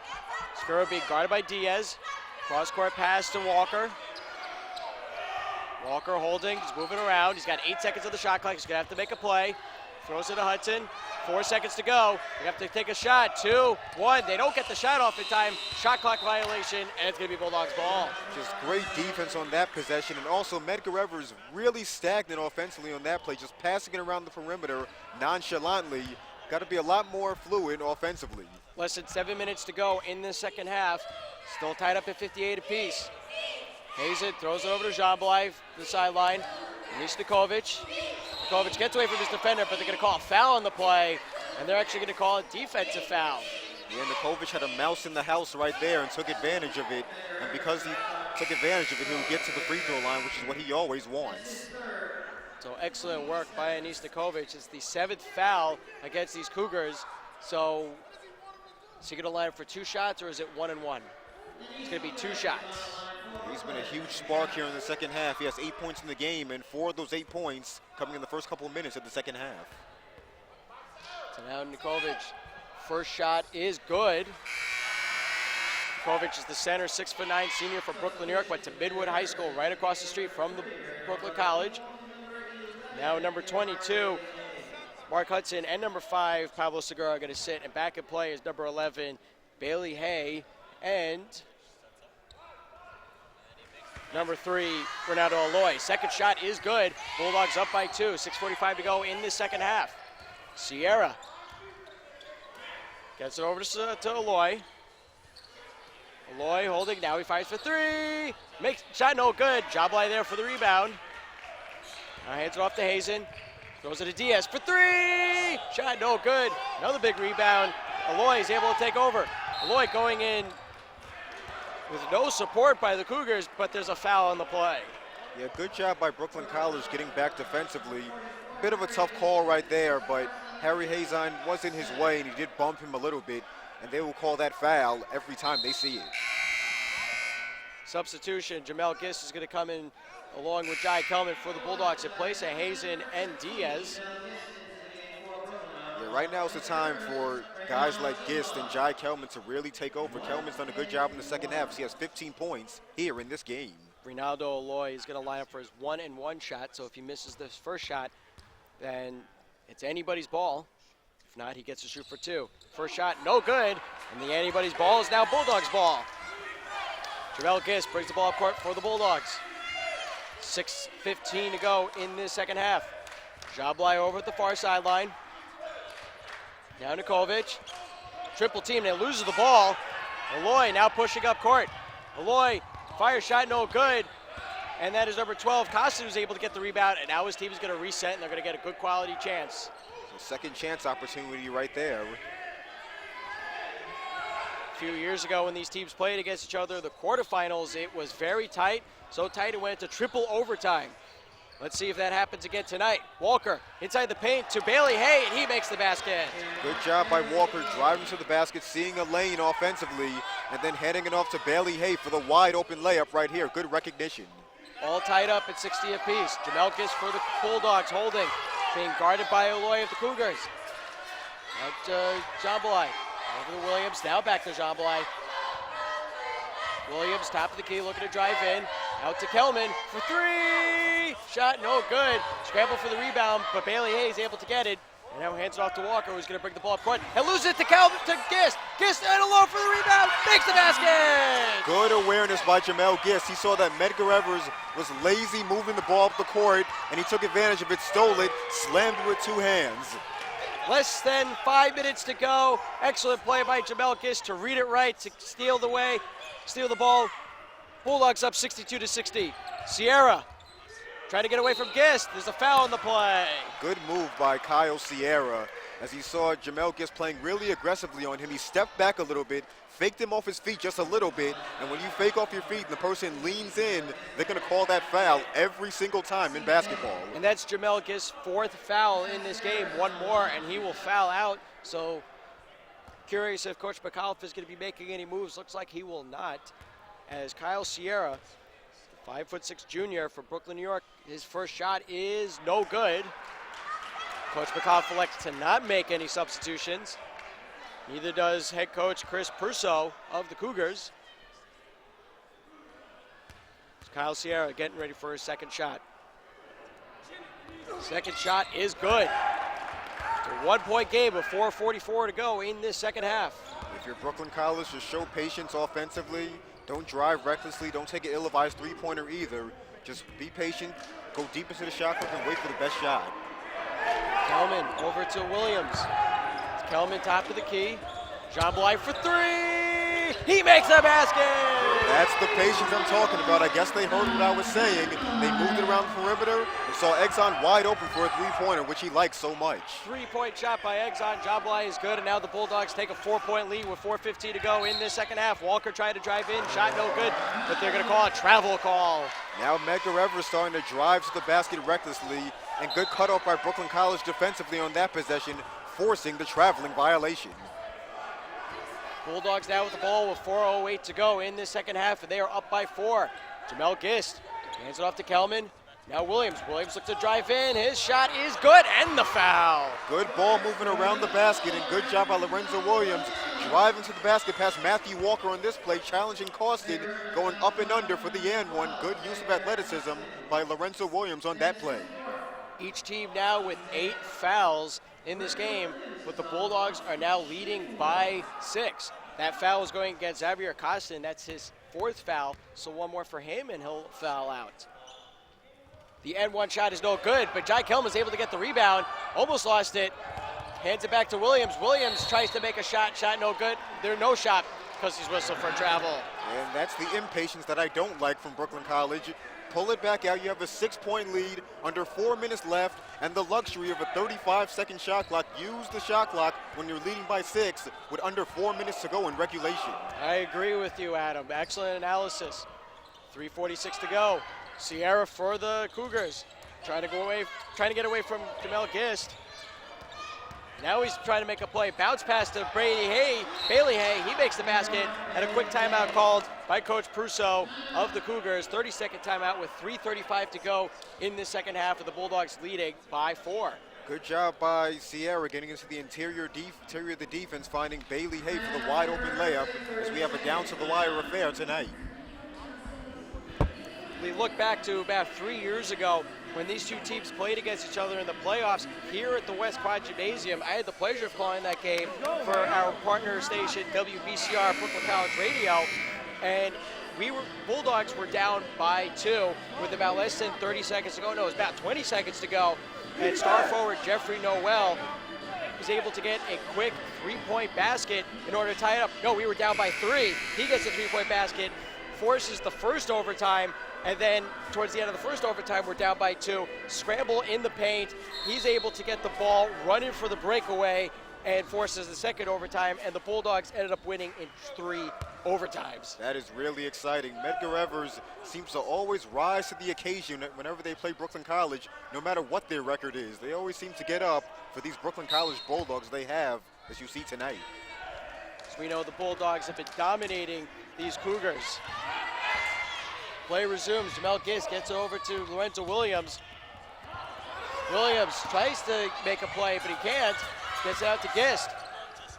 Gist driving in to Nisnakovic. His shot is good, and the foul. Good drive by Jamel Gist, and good sense of awareness to see Enes Nikovic cutting to the basket, and good strength by Nikovic, able to force the shot up in spite of being grabbed by the wrist. So that foul is going against number 11, Bailey Hay. That's accurate mark, Bailey Hay. That's his full name. So Enes Nikovic, the 6'9" senior, is going to line up for 2 shots. Oh, it's 1 and 1, excuse me. Or is it the N1? It's the N1 shot. He completes the 3-point play, and as I mentioned at the top of the show, he's been a huge spark for Brooklyn, as he has tonight. So 3:10 to go. Bulldogs up 70-63, and miscommunication by the Cougars. The ball goes backcourt, out of bounds, and it's going to be Bulldogs' ball. No, actually it was tipped out of bounds by the Bulldogs. Oh, excuse me. Yeah, you're right. Medgar Evers will have 23 on the shot clock. My apologies. So they still have the shot clock to work with. So Sierra being guarded by Hazen. Sierra trying to get away from Hazen. Nice move, but blocked by Hazen. Now Jablai pushes up. He's got Kelman up. Jai Kelman, quick shot is no good, but they're going to call a foul on the play. That was just selfish play right there by Kyle Sierra, trying to do an and one mixtape on Harry Hazon, taking a series of dribbles, and Harry Hazon doing a good job, not falling for any of it. He was just ready for that shot the entire time, and as soon as he shot it, he said, "Get that junk out of here," and Jai Kelman came back, and now he'll get 2 free throws. Harry Hazen is strong defensively for the Bulldogs. It's impossible to deke him out. That first shot by Jai Kelman is good with 2:51 to go. Bulldogs now starting to pull away with an 8-point lead. But there's still plenty of time to go. The Cougars are in the penalty. So that second shot by Kelman is good. Bulldogs up 72-63.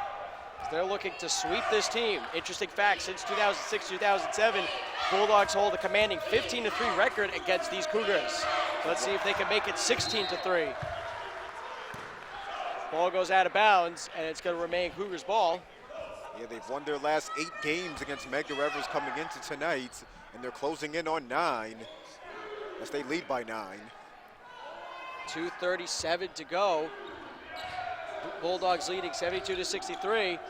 There's Walker inbound the ball to his teammate Costin. And now Sierra's holding. Sierra looks to drive into the paint. Shot no good. Williams almost had the rebound, but Costin's able to recover. Costin, quick shot, no good. They're going to call an offensive foul. Good job by Nikovic. The things he does offensively is getting putbacks and also sacrificing his body on this play. He sniffed out Costin the entire play and was ready for that charge right there. That's the 5th foul against Xavier Costin, so he now fouls out. And so for the Cougars, they have to make another substitution. So Mark Hudson is going to come into play for Costin. Now if you're Brooklyn College, you're up by 9 points, under 2.5 to play in regulation. Use the clock. You're up by 9, 35-second shot clock. The clock is your friend. Costin finishes the game with 14 points. And now he has to watch the rest of the game from his own bench. 2:19 to go. 72-63, Bulldogs leading it. Jai Kelman now has the ball for the Bulldogs. Throws it to Lorenzo Williams over the sideline. Now eggs on job line for 3. Shot no good, big rebound. And there's a fight for it between the two Cougar players. But Kelman's able to get it for the Bulldogs. And now is the timeout called. Sierra is down in pain for the Cougars. He is in a lot of pain. We saw it was an awkward fall as he collided between his teammate Bailey Hay. Looks as if as he went for that steal, he took a hard hit. Thinks it's his knee that's bothering him. It might be, as I get a close-up right here, it might be his knee that's bothering him as somebody from Brooklyn College's coaching staff is coming to his aid right now. As he's helped up to the floor, but he is having a lot of trouble walking on that right leg right now. That just adds insult to injury as this game has just gotten away from Medgar Evers here in the second half. Yeah, now he needs to be helped off the floor by his teammates, Bailey Hay and Xavier Costin right now. And right now, that's really hard to watch right now for anybody. Kyle Sierra leading everybody on the court with 22 points as he's being tended to by the medical trainer from Brooklyn College. So now the Cougars have to make another substitution. So it appears he slipped on a wet spot as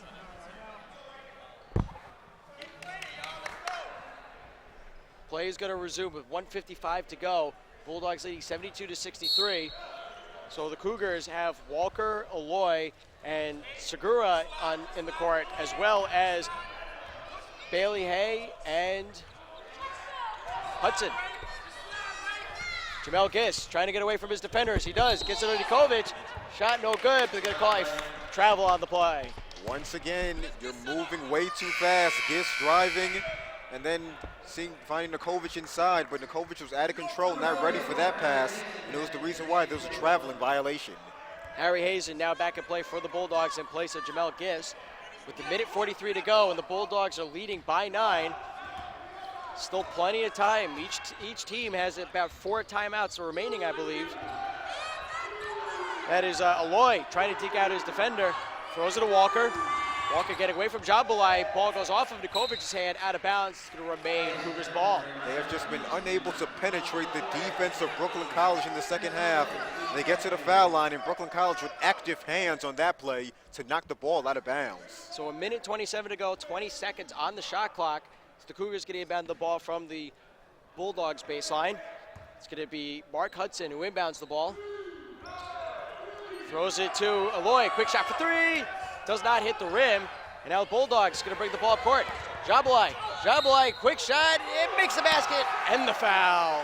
Now that's when you drive to the basket, you have numbers in transition, as Exxon does right here, and he is so effective in transition. Once he has numbers, just have good luck stopping him, because you would not have a lot of success in those situations against Exxon. It's head coach Rich McAuliffe of the Bulldogs repositioning his team as Exxon Jablay is going to line up for his N1 shot with 1:20 to go, and his team is up by 11. Good job by these Brooklyn College Bulldogs, once again stepping up when they were down at the half. Substitution for the Cougars, number 10, Josh Manners, is now in play. And Kyle Sierra is now back in play. He appears to be okay. So Kyle Sierra, it's like that knee that was bothering him is still, he's back in play. Pablo Segura is going to sit out, but he will be coming back in shortly. So Jablay is going to line up for his N1 shot as his team is leading 74-63 with 1:20 to go here at the West Quad Gymnasium. N1 shot is good.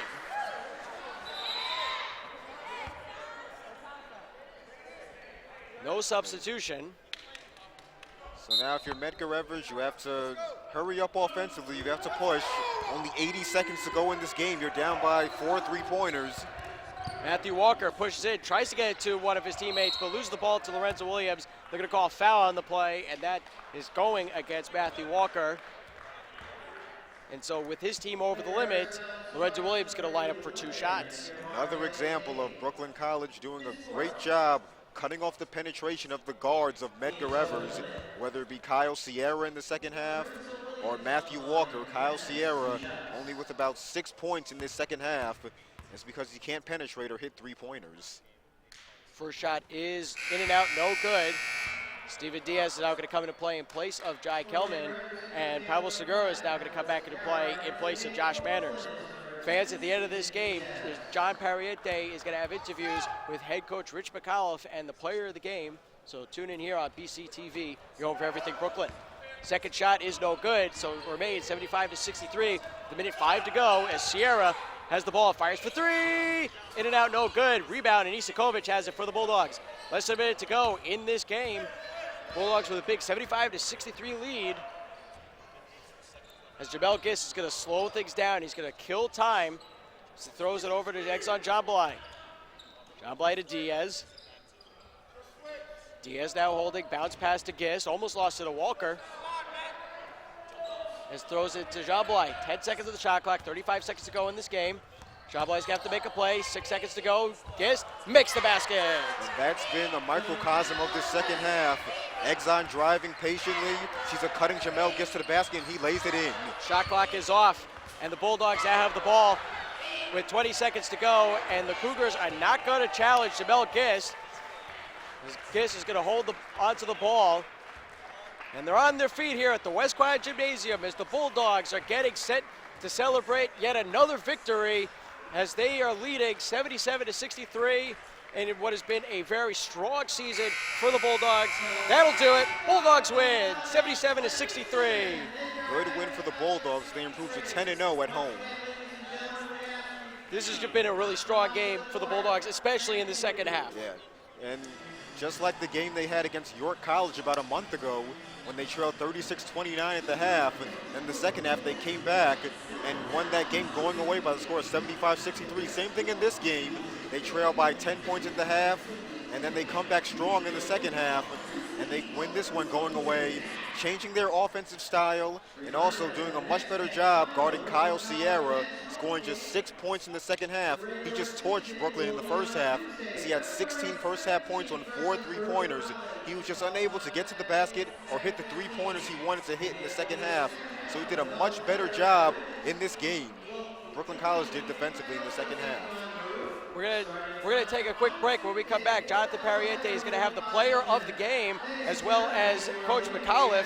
You're watching Brooklyn College Bulldogs basketball on BCTV. You're home for everything Brooklyn. We'll be right back.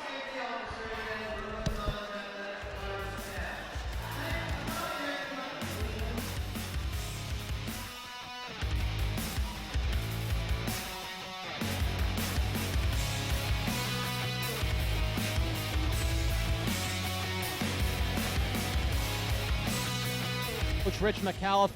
Coach, a very impressive victory. You guys were down at 10 at the half. You came back to beat Medgar Evers, borough rival, 77-63.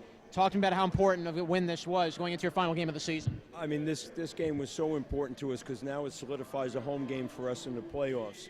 You know, where we finish, you know, whether it's a 2, 3, 4 slot, we don't know where that's going to happen. But, you know, we had to take care of business. We were a little down at halftime, but the guys came back and did what we needed to do to get the job done to a very tough Medgar Evers team tonight. Your next game, your final game, is on the 17th against Baruch College, a team that they defeated you guys back at the Arc Arena. Even though it's the final game of the season, do you look at it as just a final regular season game, or do you look at it as this is a nice tune-up game before the playoffs, knowing the competition you're going to be facing come playoff time? Well, no, it's not just a regular season game. I mean, as far as from that standpoint, that could be a big semblance of where we're going to be in the playoffs. So if we could take care of business, you know, that's going to be important for us, you know, to play Baruch tough. And granted, we want to play well. We want to win that game because we want a good seed in that tournament. You know. It has been such a tremendous turnaround for this men's Bulldogs team. And what do you feel has been the biggest difference that you've seen on the team this year compared to maybe in the past? What has been the biggest change? Well, I can't speak for the past, so I really don't know what happened, you know, last year. But our guys have fight in them. You know, we went down 10 early, you know, at the halftime, and this is not the first time it's happened to us, you know, against John Jay. But we managed to come back and scrap, and, you know, and we got some big productions, you know, out of Anise. You know, look, we went into the halftime with Jamel with 3 fouls. You know, we were in some foul trouble. Exxon stepped it up in the second half. Anise stepped it up in the second half. You know, Zoe struggled tonight, but, you know, he's allowed to one time. You know what I mean? So we're happy with the production in the second half, and we needed to turn it into a quicker game, and we did. Coach McAuliffe, thank you very much for your time. Thank you. Thank you. Zach and Adam, back to you guys. All right, thank you, John. At the end, that's a good game for the Bulldogs. They win 77-63. Tremendous performance for the Bulldogs in that second half. Yeah, and we saw the continuity they had offensively that we did not see in the first half. Outscoring Medgar Evers 46-22 in the second half. Exxon scoring 24 points in that game. Lorenzo Williams stepped up, Jai Kelman stepped up, Jamel Giss stepped up a little bit, also Enos Nikovic chipping in a little bit, and he's done that all season. Every time they've needed Enos Nikovic, he has stepped up when they've needed him, and that's the balance we talked about offensively. From top to bottom, a 10-man rotation, and that's really going to help Brooklyn College as they head into the playoffs and the final game of the regular season against the mighty Baruch Bearcats on Tuesday. And how about the performance by Kyle Sierra for the Cougars, just leading everybody on the court with about 22 points up until John Black at the end with 24, but it was just a big threat for the Bulldogs throughout this entire game. Yeah, he was really destroying them in the first half, shooting 5 out of 7 from the field and 4 out of 6 from the three-point line, had 14 points in the first half. But that was pretty much the entire offense for Medgar Evers. And once Brooklyn College contained him, there was really no plan B for Medgar Evers. And that's what I talked about, the difference between Brooklyn College in comparison to every other team in the CUNY Conference, the ability to throw different guys at you. And that can tire out opponents. When you have one guy that struggles, another guy can pick him up. When another guy struggles, another one can pick him up. Exxon can pick you up. Even Steven Diaz will come in and hit a couple of three-pointers. I've seen Harry Hayes on this season hit a couple of three-pointers in the half-court offense. So you really have to credit this balance offensively from the Bulldogs. Fans, the next game will be Tuesday, February 17th here at the West Quad Gymnasium. It's senior night, so we encourage everybody to come out. The end of this game, Medgar Evers losing both games, Brooklyn College winning both games, and what have been a tremendous performance at the Battle of Bedford Avenue. For Jonathan Parriete, Adam Lockley, our entire BC TV crew, I'm Zach Budnick signing off. So long, folks.